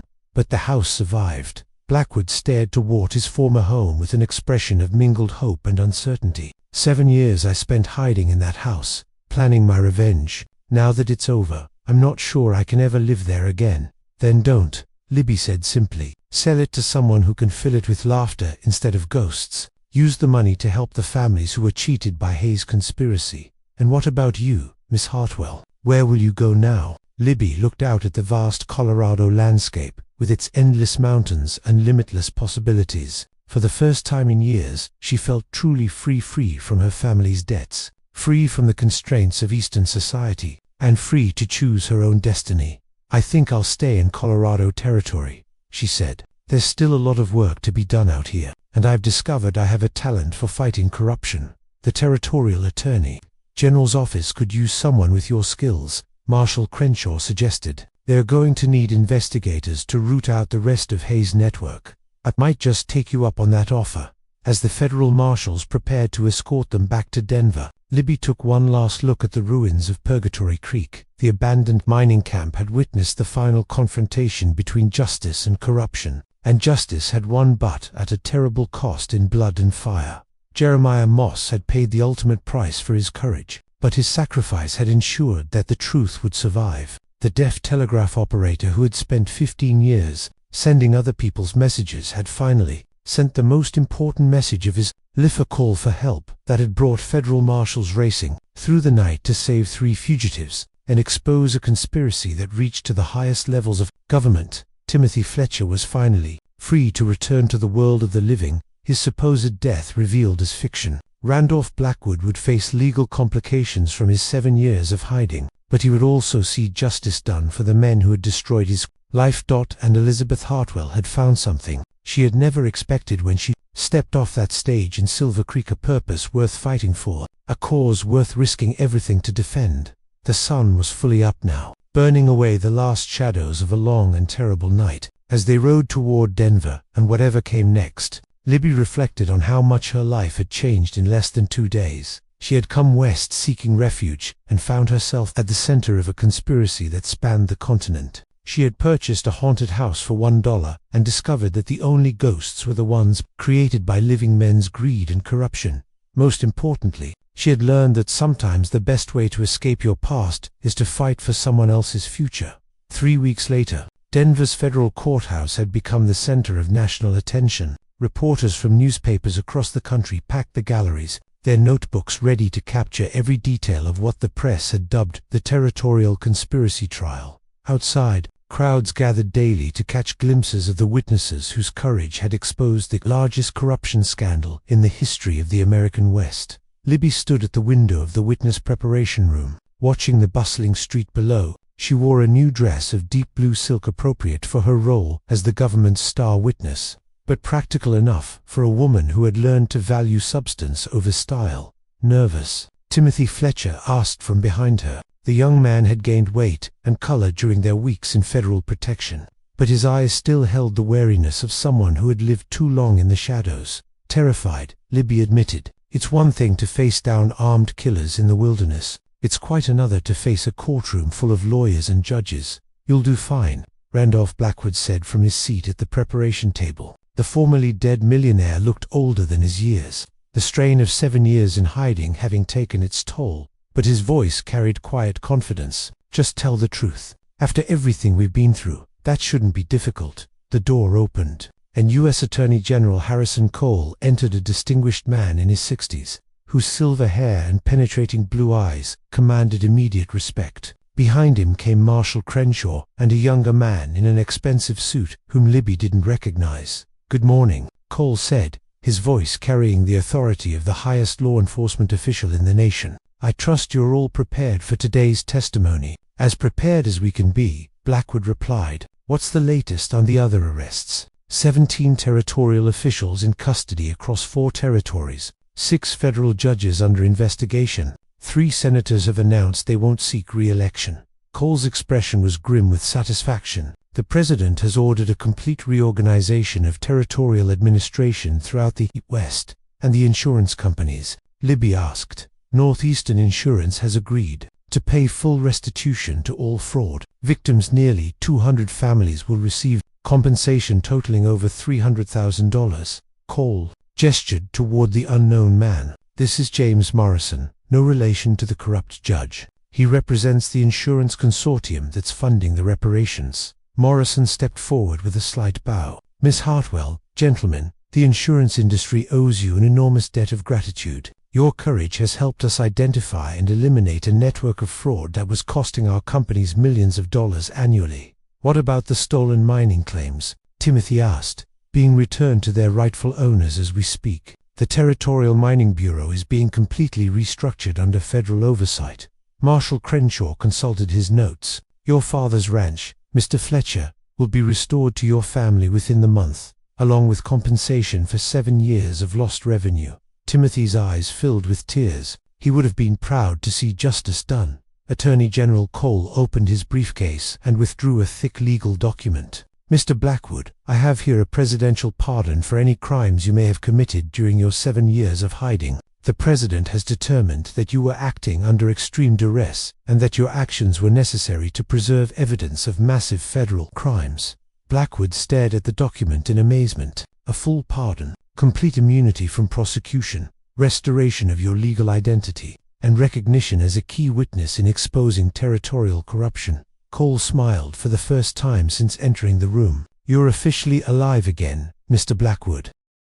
As they reviewed their testimony one final time, Libby found herself thinking about how much had changed since that desperate morning when she'd purchased a haunted mansion for $1. The frightened woman fleeing family debts had been replaced by someone who had testified before congressional committees, met with cabinet members, and helped reshape the administration of the American West. Miss Hartwell, Attorney General Cole said, interrupting her reverie, I have a proposition for you. The Justice Department is establishing a new Bureau of Territorial Investigation to prevent future corruption scandals. We need experienced investigators who understand both the legal complexities and the practical realities of frontier life. You're offering me a job. I'm offering you a career, Chief Investigator for Western Territories, reporting directly to my office. The salary would be substantial, and the authority would be unprecedented for a woman in federal service. Libby felt her pulse quicken. What would the work involve? Investigating suspicious deaths, insurance frauds, land claim disputes, and political corruption throughout the territories. Essentially, you'd be doing what you've already proven you do, exceptionally well uncovering the truth, no matter how powerful the people trying to hide it. Before she could respond, a court clerk appeared in the doorway. Attorney General Cole, the court is ready for the government's witnesses.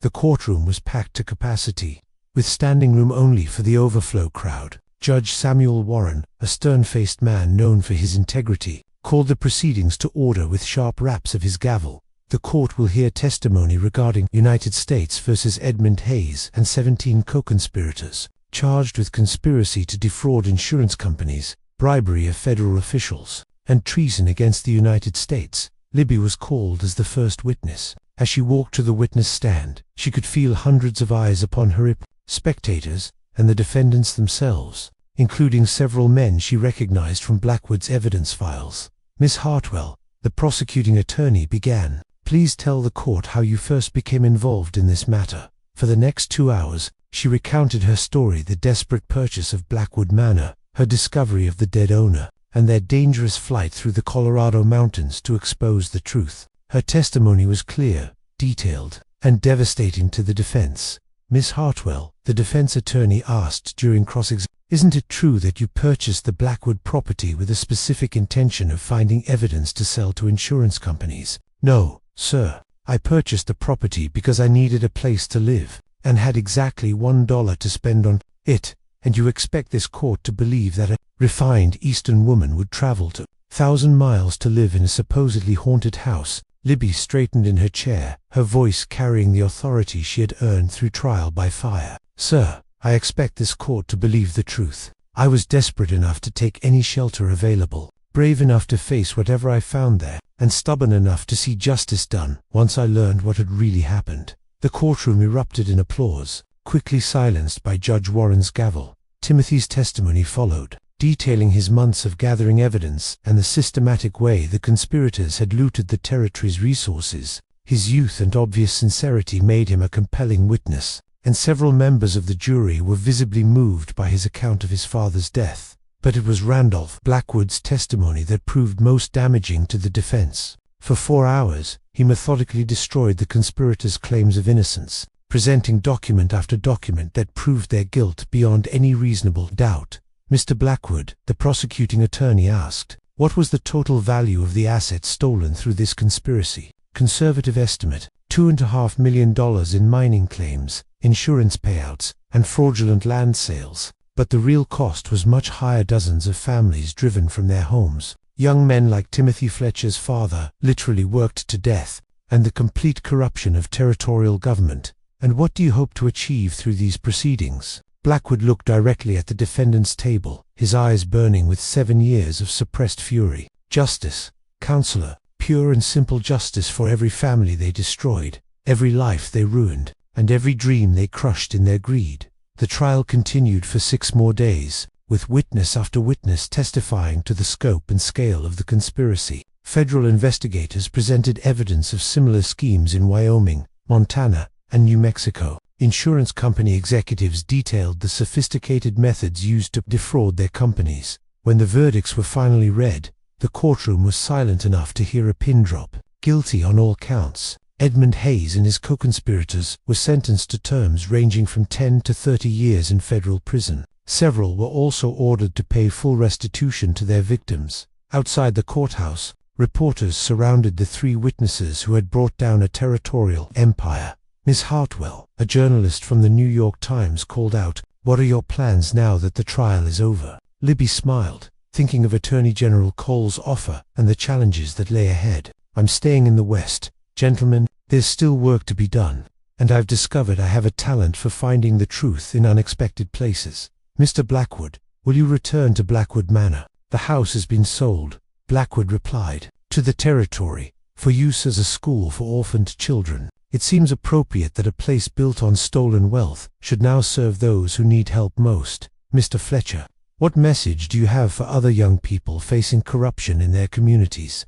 Timothy straightened his shoulders, looking older than his 21 years. "Don't give up, don't look the other way, and don't let anyone tell you that fighting corruption is someone else's responsibility. Sometimes it takes ordinary people to do extraordinary things." As the crowd began to disperse, Attorney General Cole approached Libby one final time. "Miss Hartwell, have you considered my offer?" She looked out at the bustling streets of Denver, then beyond, to the mountains that had witnessed her transformation from frightened refugee to champion of justice. "Mr. Cole, when do I start?" "Tomorrow, if you're willing. We have reports of suspicious activities in the Dakota Territory that required immediate investigation then. Tomorrow it is." She shook his hand with the firm grip of someone accustomed to making difficult decisions. "But I have one condition." "Name it." "If I need assistance on particularly dangerous cases, I want the right to call on Mr. Fletcher and Mr. Blackwood. We make a good team." Cole smiled. "Agreed. The West needs more people willing to fight for what's right, regardless of the personal cost." As the sun set over the Colorado mountains, Elizabeth Hartwell, no longer the desperate woman who had purchased a haunted mansion for $1, but now the first female chief investigator in the history of the U.S. Justice Department, prepared for the next chapter of her remarkable transformation. The haunted mansion had been just the beginning. 2 months after the trial's conclusion, Libby stood on the platform of the Union Pacific Depot in Cheyenne, Wyoming Territory, watching the morning sun paint the vast prairie in shades of gold and amber. Her traveling dress was practical, now sturdy fabric that could withstand frontier conditions. With a jacket cut to conceal the Colt revolver she had learned to use with deadly accuracy, the telegram in her hand bore the Justice Department seal and the urgent message that had brought her north. Suspicious deaths of 3 territorial land commissioners, local sheriff requesting federal assistance, exercise extreme caution. Similar pattern to Colorado conspiracy, another insurance fraud. Timothy Fletcher asked as he joined her on the platform. The young man had accepted a position as her deputy investigator, and the months of legitimate work had given him a confidence that the wilderness years had stolen, possibly, or something entirely new. "That's what we're here to determine." She folded the telegram and slipped it into her reticule. According to Marshal Crenshaw's briefings, Wyoming Territory has been experiencing an unusual number of accidents among territorial officials. A familiar voice called out from behind them. And those accidents always seemed to benefit the same group of Eastern investors. They turned to see Randolph Blackwood approaching, carrying a leather satchel that had become his trademark. Though officially retired from active investigation, he had proven invaluable as a consultant on cases involving financial fraud and territorial corruption. Randolph, Libby smiled, genuinely pleased to see her former partner in survival. I thought you were settling into your new life in Denver. I was until I received some disturbing information from my banking contacts. His expression was grave. The same financial patterns we uncovered in Colorado are appearing throughout the Wyoming Territory. Shell companies, mysterious land purchases, and insurance claims on properties that were sold just weeks before accidental destruction. Timothy studied the bustling frontier town around them. Different territory, same methods. Exactly. Which suggests our Colorado conspiracy wasn't an isolated case. It was part of a much larger network. Blackwood opened his satchel and pulled out a detailed map of Wyoming Territory.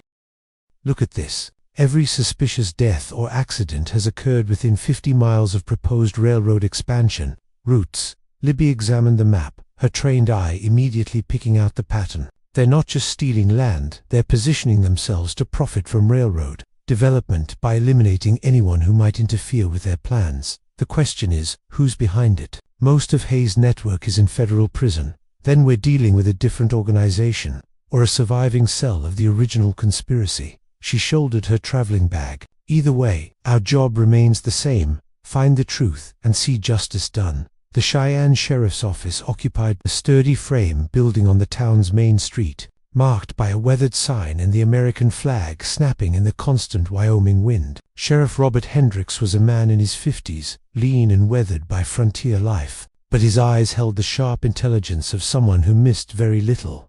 "Miss Hartwell," he said, rising from behind his desk as they entered. "I'll admit, I was surprised when Washington said they were sending a woman to investigate these deaths. No offense intended, none taken, Sheriff, and you'll find I'm quite capable of handling whatever we discover here." She settled into the chair he offered, her manner businesslike but not unfriendly. "Tell me about the 3 dead commissioners." Hendricks pulled out a thick file. "Thomas Garrett, found dead in his hotel room 3 weeks ago. Official cause was heart failure, but he was only 34 years old and healthy as a horse. Benjamin Wade died in a horse accident 2 weeks later, thrown from a mount he'd been riding for 5 years. And just last week, Samuel Morrison, no relation to the corrupt judge in Colorado, died in what appeared to be a hunting accident. What connected them besides their positions? All 3 were investigating irregularities in land sales to Eastern investors. They'd been asking questions about properties being sold for far below market value,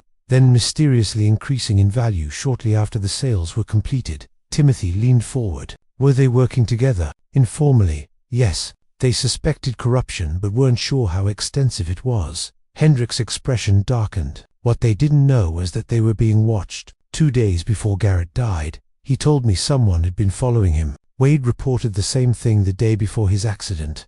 Blackwood studied the file contents. "Sheriff, do you have records of the land sales they were investigating?" "Most of them, but here's the strange things. Several key documents have gone missing from the Territorial Land Office. Files that should have been there just disappeared overnight. Inside job," Libby concluded. "Someone with access to the records is feeding information to the killers." She turned to the sheriff. "Who else knew about the commissioner's investigation?" "Just a few people at the territorial capital in Laramie. The territorial secretary, the chief clerk of the land office, and ... double quotes." Hendricks hesitated. "And Judge William Ashford. He was appointed to replace the corrupt judges after your Colorado investigation. Supposed to be completely clean." A chill ran down Libby's spine. "Sheriff, I think we need to examine those bodies before we do anything else. If these men were murdered, there might be evidence the local coroner missed." The Cheyenne undertaker, a somber man named Josiah Pike, led them to the basement where the 3 commissioners' bodies were being preserved pending final burial arrangements. The cool, dim room smelled of carbolic acid and flowers, but Libby had learned to ignore such unpleasant necessities in her work. "I performed the examinations myself," Pike explained as he uncovered the first body. Thomas Garrett appeared to have died from natural causes, stopped heart. No obvious trauma, but as Libby examined Garrett's neck and arms with a magnifying glass, she noticed something the undertaker had missed. "Look here," she said, pointing to a tiny puncture mark behind the left ear. "That's not from natural causes." Timothy bent closer. "Injection site, possibly. There are certain poisons that can simulate heart failure if administered correctly." She moved to the second body. "Let's see what Benjamin Wade can tell us." Wade's supposed riding accident had left obvious trauma, but again, careful examination revealed inconsistencies. "These fractures aren't consistent with a fall from horseback," Blackwood observed, his business experience having taught him to notice discrepancies. "The angle is wrong, and there's no dirt or grass stains that would indicate contact with the ground. He was beaten to death and then placed to simulate a riding accident." Libby concluded grimly. "What about Morrison? The supposed hunting accident victim showed signs that were even more damning." "Gunshot wound is from too close a range for an accident," she determined, "and the powder burns indicate he was shot while standing still, not moving through brush, as the official report claims." Sheriff Hendricks stared at the evidence in growing anger. 3 murders made to look like natural death and accidents. But why go to such elaborate lengths to hide it? Because they needed time to complete whatever they're planning. Libby replied, "If 3 territorial commissioners were obviously murdered, it would trigger an immediate federal investigation and shutdown of all territorial business. By making the deaths appear natural or accidental, they bought themselves weeks or months to complete their scheme. Which means," Timothy added, "they're close to finishing whatever they started." As they left the undertaker's establishment, a young boy ran up to Sheriff Hendricks with a telegram. The sheriff read it quickly, his face growing pale. "What is it?" Libby asked. "Judge Ashford wants to see us immediately at the territorial courthouse in Laramie. Says it's urgent and relates to our investigation." Blackwood and Libby exchanged glances. "Sheriff," she said carefully, "did you tell Judge Ashford we were coming to Cheyenne?" "Of course. I sent a telegram when I received word from Washington that federal investigators were being assigned." "And how long ago was that?" 3 days. Hendricks suddenly understood the implication. "Long enough for someone to prepare a reception for us." Libby made a quick decision. "Sheriff, send a reply saying we'll be there tomorrow morning." "But we're not going to Laramie." "Where are we going?" "To the Territorial Land Office here in Cheyenne. If someone is stealing land records, there might be copies or duplicate files that haven't been destroyed. We need to see the full scope of this conspiracy before we walk into what might be a trap." The Cheyenne Territorial Land Office was housed in a substantial brick building that spoke of permanence and official authority. But as they approached, Libby noticed something that made her instantly wary. Too many horses tied at the hitching posts for a normal business day, and several men in expensive Eastern clothing loitering near the entrance. "Were expected," she murmured to her companions. "Different plan?" Timothy asked. "Same plan, different approach." She pointed to an alley that ran behind the building. "Back entrance. If someone is waiting for us in the front office, they might not be watching the rear." The back of the land office was less impressive than the front. A simple door, marked storage, and several windows that looked into what appeared to be file rooms. More importantly, it was unguarded. Timothy produced a set of lockpicks from his jacket pocket. "One advantage of my misspent youth," he explained quietly as he worked on the door lock. "Learned a few useful skills before I became respectable." Inside, they found themselves in a maze of filing cabinets and storage rooms filled with the accumulated paperwork of territorial administration. But it quickly became apparent that someone had been there before them. Files were scattered on the floor. Drawers hung open, and papers were strewn everywhere. "Someone else had the same idea," Blackwood observed, "but they weren't as careful as professional investigators would be." Libby began gathering the scattered papers, looking for anything that related to the land sales the dead commissioners had been investigating. After 20 minutes of careful searching, she found what they were looking for: a partially destroyed ledger book that someone had tried to burn but hadn't completely destroyed. "Look at this," she called the others over. "Land sales for the past 6 months, including the properties the commissioners were investigating." The pattern was immediately clear. Prime land along proposed railroad routes had been sold to Eastern investors at prices far below market value. But more disturbing were the names of the buyer's shell companies, with addresses in New York, Philadelphia, and Washington, D.C. "It's the same network," Blackwood said grimly. "Different territory, different officials, but the same Eastern money behind it all. And look at this." Timothy pointed to a series of entries near the end of the ledger. "Future sales scheduled for next week. Thousands of acres of prime grazing and mineral rights, all being sold to the same shell companies." A sound from the front of the building made them all freeze. Multiple men, moving through the offices toward the storage area. "They know we're here," Libby whispered. "Take what we can carry and get out." As they gathered the most crucial documents, the voices grew closer. But instead of panic, Libby felt the familiar calm that had carried her through the Colorado conspiracy. She had learned to function under pressure, to think clearly when faced with mortal danger. "The window," she directed. "Timothy, you first. Then Randolph. I'll cover our retreat."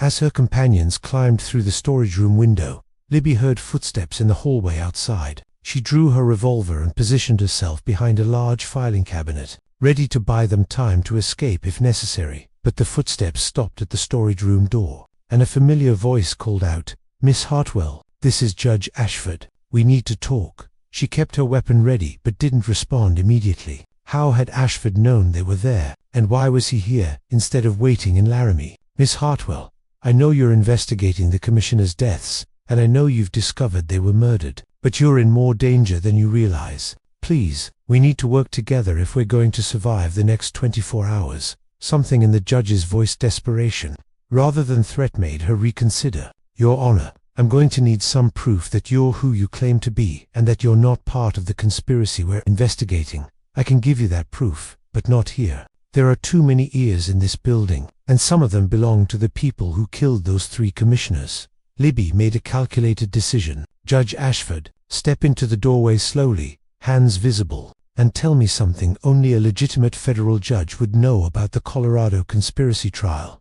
The door opened, and a distinguished man in his 60s appeared, his hands raised to show he was unarmed. "Miss Hartwell, during Randolph Blackwood's testimony, he mentioned a specific detail about Governor Hayes' private safe, that it contained not only money from the insurance fraud, but also love letters from Hayes' affair with a married woman in Denver. That detail was sealed by the court and never reported in the newspapers. It was true. She remembered the testimony in the judge's order to seal that particular evidence to protect the woman's reputation. "All right, Your Honor, what do you need to tell me?" "The conspiracy you uncovered in Colorado was just one tentacle of a much larger organization. They call themselves the Territorial Development Syndicate, and they've been systematically looting the Western Territories for over a decade. Wyoming is their biggest operation yet, and they're planning to complete it in the next 48 hours. Complete it how? By eliminating anyone who knows about it, including 3 federal investigators who've gotten too close to the truth."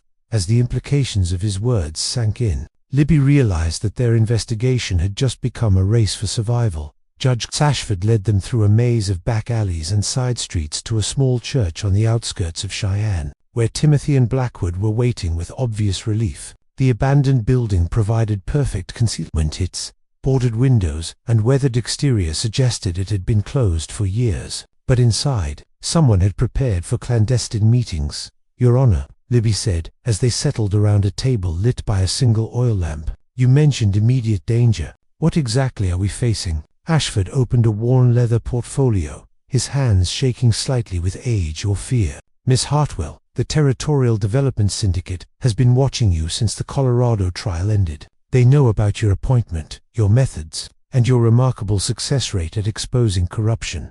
"How do you know all this?" "Because for the past year, I've been their unwilling partner." The judge's admission hung heavy in the lamplight. "They approached me 6 months ago with evidence of crimes I committed 20 years ago, embezzlement from a trust fund, when I was a young lawyer struggling to pay gambling debts. They offered me a choice: cooperate with their operations or face public disgrace and imprisonment." Timothy leaned forward. "What kind of cooperation?" "Signing fraudulent court orders, dismissing legitimate legal challenges to their land acquisitions, and providing advance warning when federal investigators were getting too close to the truth." Ashford's voice carried the weight of profound shame. "I told myself I was protecting my family's reputation, but in truth, I was simply a coward." "What changed?" Blackwood asked. "The murders started. At first, they told me the commissioner's deaths were necessary to prevent exposure of sensitive business arrangements. But when I saw Thomas Garrett's body, the judge shuddered. I realized I was complicit in murder, not just fraud. That's when I decided to risk everything to stop them."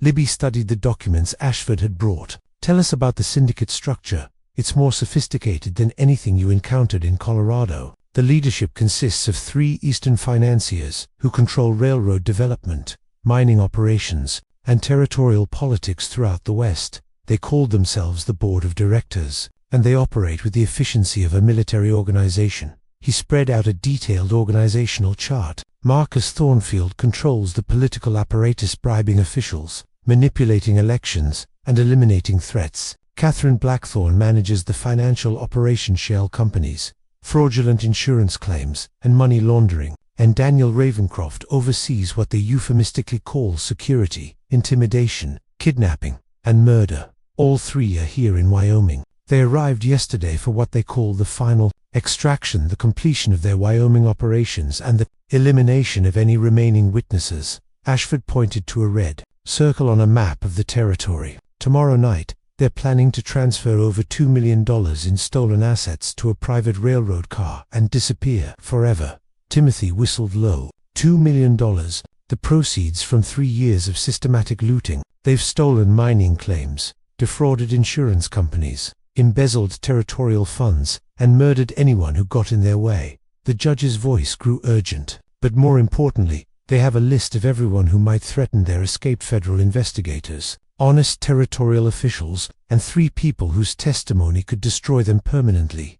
Us, Libby said grimly. You, Mr. Blackwood, Mr. Fletcher, and myself. We're all marked for elimination before that train leaves Wyoming. Blackwood examined the financial documents with his experienced eye. Judge, this level of organization suggests they have federal protection. How high does the corruption reach? Higher than you can imagine. 2 U.S. senators are part of the conspiracy, along with officials in the Treasury Department and the Bureau of Indian Affairs. They've been using government resources to facilitate their operations, military escorts for gold shipments, federal troops to intimidate honest officials, an advance warning of any federal investigations.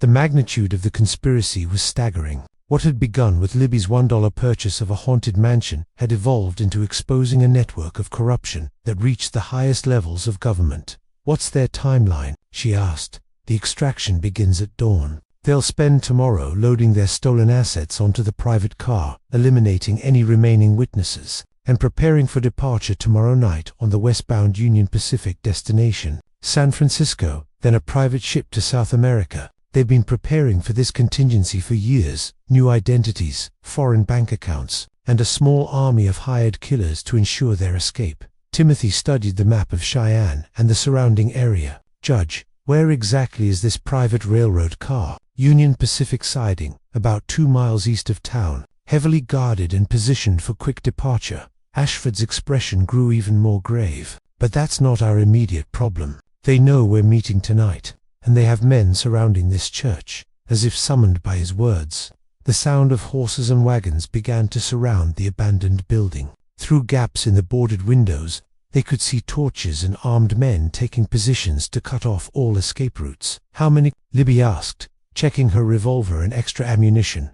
At least a dozen, possibly more. Professional killers, not local gunmen. Ashford drew an elderly but well-maintained Colt Navy revolver. Miss Hartwell, I know this seems hopeless, but I have one advantage they don't know about, which is, I've been planning this moment for months. This church has a secret that goes back to the days when it was a station on the Underground Railroad. He led them to what appeared to be a solid wall behind the altar. His tunnel that leads to the cemetery, then connects to the old mine workings north of town. Blackwood smiled grimly. It seems we have experience with underground escapes. The difference is, this time we're not just running, we're going to gather the evidence we need to destroy the syndicate permanently. Ashford opened a concealed panel, revealing a narrow tunnel. While they're searching this church, we'll be collecting the proof that will hang every one of them. As shouts erupted from outside, and the sound of splintering wood indicated forced entry, they descended into the tunnel system that would either save their lives or become their tomb. The underground passages beneath Cheyenne were more extensive than those at Blackwood Manor, connecting basements, cellars, and abandoned mineshafts in a network that had been used by escaped slaves, bootleggers, and now federal investigators fleeing for their lives. Where exactly are we going? Timothy asked as they made their way through the darkness by lamplight. The syndicate's real headquarters, Ashford replied. They think I'm completely under their control, so they've been using my courthouse chambers for their most sensitive meetings. Every document, every plan, every piece of evidence we need is in my private safe.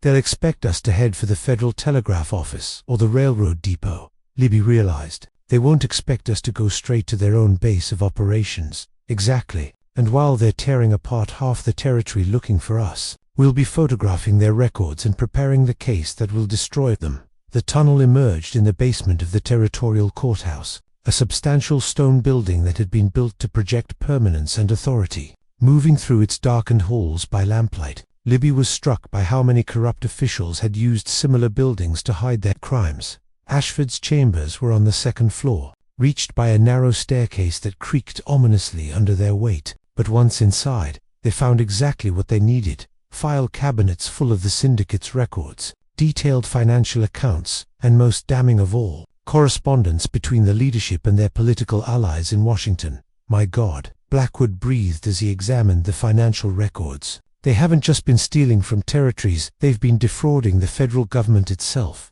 Military supply contracts, Indian reservation funds, even money allocated for territorial infrastructure. Look at this, Timothy called from another file cabinet. Lists of planned accidents for the next 6 months. They were going to eliminate territorial officials throughout the West to clear the way for a complete takeover. Libby found the most chilling evidence in Ashford's personal correspondence. Letters from Catherine Blackthorne to her political contacts. She's not just stealing money, she's selling territorial secrets to foreign agents. Maps of military installations, information about gold shipments, even details about planned Indian negotiations. Treason, Ashford said grimly. The death penalty for every one of them, as they photographed the evidence with a portable camera Libby had brought from Denver. The sound of approaching horses echoed through the courthouse windows. The syndicate's men had finished searching the church and were expanding their hunt throughout Cheyenne. We need to get this evidence to federal authorities immediately, Libby said, but the local telegraph office will be watched. There's a railroad telegraph at the depot, Timothy suggested. Also watched. They'll have men at every communication point in the territory. Ashford checked his pocket watch. There is one other option, but it's extremely dangerous. The syndicate's private car has its own telegraph equipment for coordinating with their allies in Washington. If we could get aboard, we'd be walking straight into their stronghold, Blackwood pointed out, but we'd also have access to their own communication network. We could send messages directly to their political contacts, except, instead of coordination, they'd be receiving evidence of treason.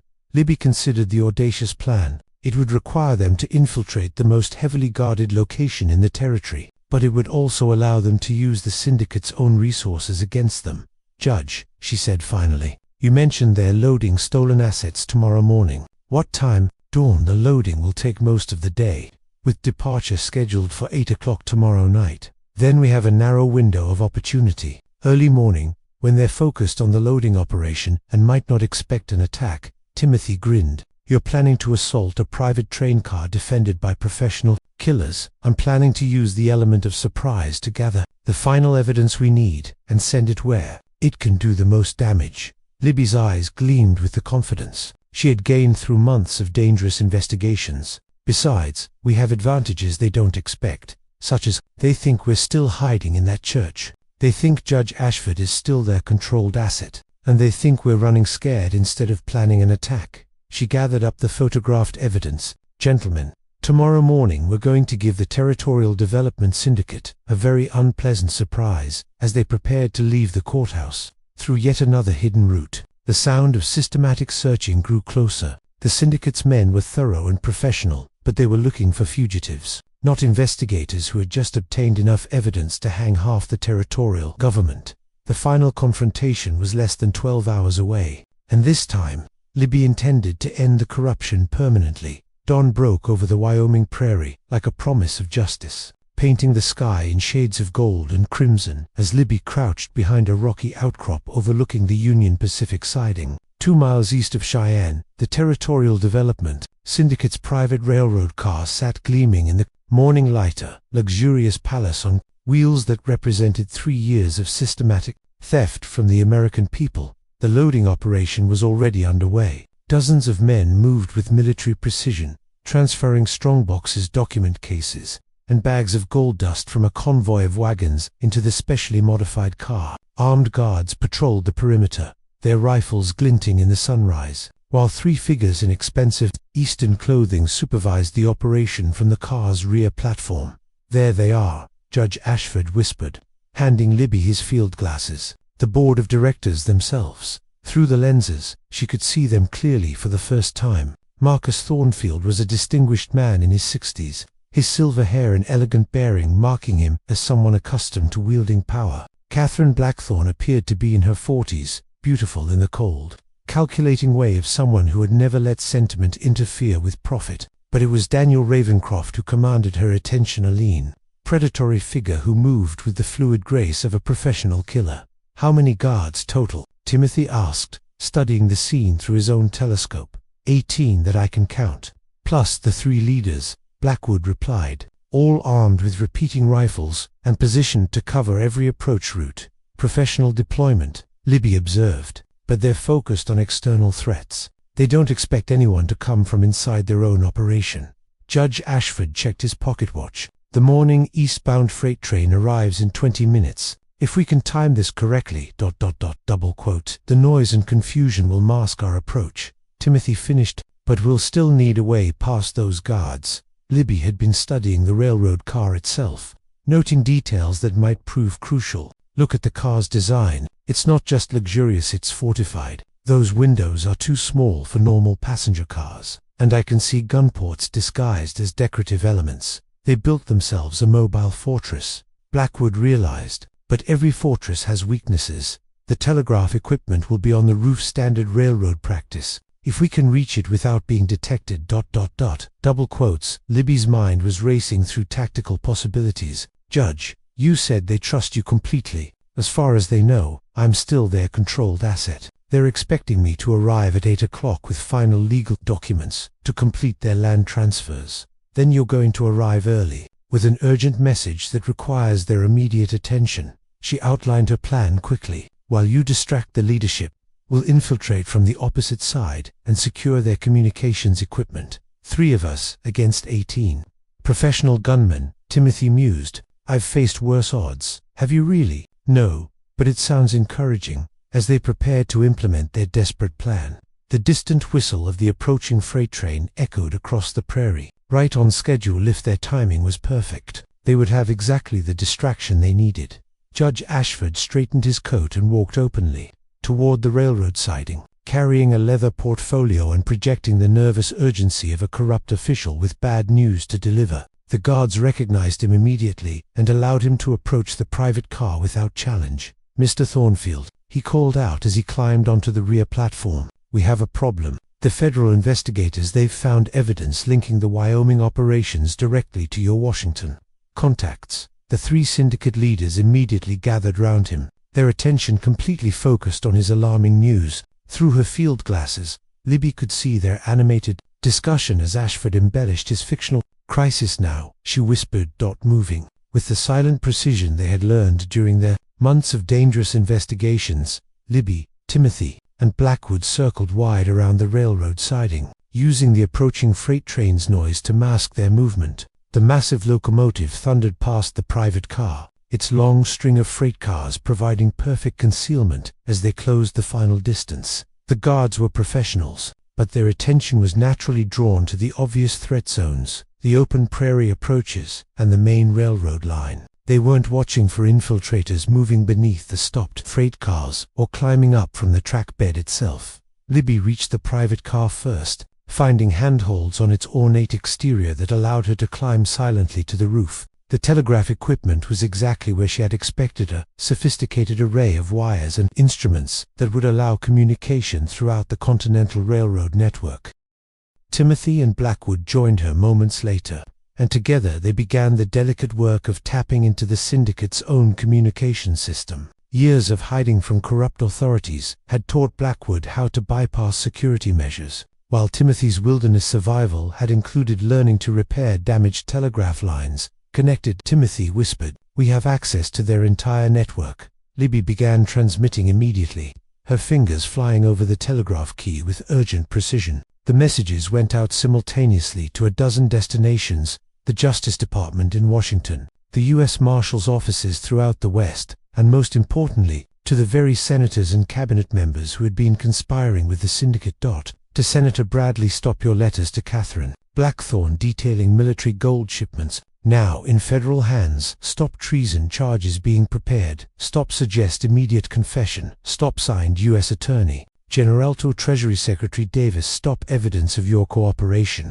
with Territorial Development Syndicate includes photographs of your correspondence. Stop federal marshals en route to your office. Stop surrender. Recommended stop tow all federal marshals Western Territories. Stop syndicate leadership confirmed at Union Pacific Siding 2 miles east Cheyenne. Stop armed and dangerous. STOP approach with caution. Stop extraction scheduled 8 p.m. today. STOP as each message received confirmation. Libby felt the satisfaction of using the syndicate's own resources to destroy their network. But their success was short-lived. A sharp voice from below indicated they had been discovered. Intruders on the roof. All units converge. Gunfire erupted immediately, bullets punching through the car's roof inches from their positions. But instead of panic, Libby felt the familiar calm that had carried her through every crisis since she had purchased Blackwood Manor for $1. Keep transmitting, she ordered, drawing her revolver. I'll buy us time. The next few minutes became a deadly game of cat and mouse across the roof of the luxury railroad car. Guards climbed up from both ends, while others fired from the ground, trying to flush out the infiltrators without damaging their own communication equipment.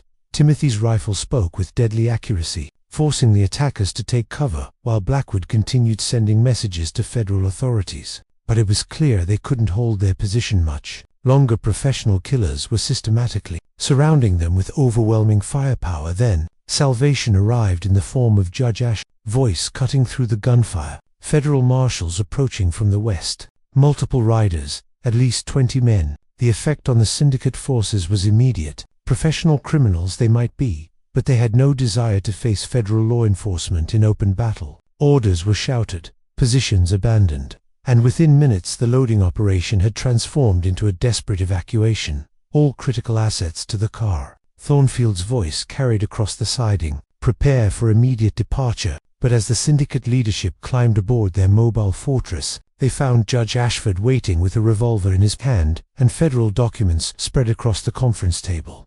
Mr. Thornfield, Miss Blackthorne, Mr. Ravencroft, he said calmly, I have warrants here for your arrest on charges of treason, murder, and conspiracy to defraud the United States government. I suggest you surrender peacefully. Ravencroft's response was to draw his own weapon. But before he could fire, Libby dropped through the car's rear skylight behind him. The professional killer found himself caught between two revolvers, with Timothy's rifle trained on him through the window. It's over, Libby announced. Your Washington contacts have already received evidence of their complicity. Your network is destroyed, your assets are frozen, and federal marshals are surrounding this car. Catherine Blackthorne's beautiful face twisted with rage. You have no idea what you've destroyed. Years of planning. Millions of dollars in development, stolen development. Blackwood corrected, climbing down from the roof. Built on murdered commissioners, defrauded families, and treasonous betrayal of territorial trust, as if summoned by his words.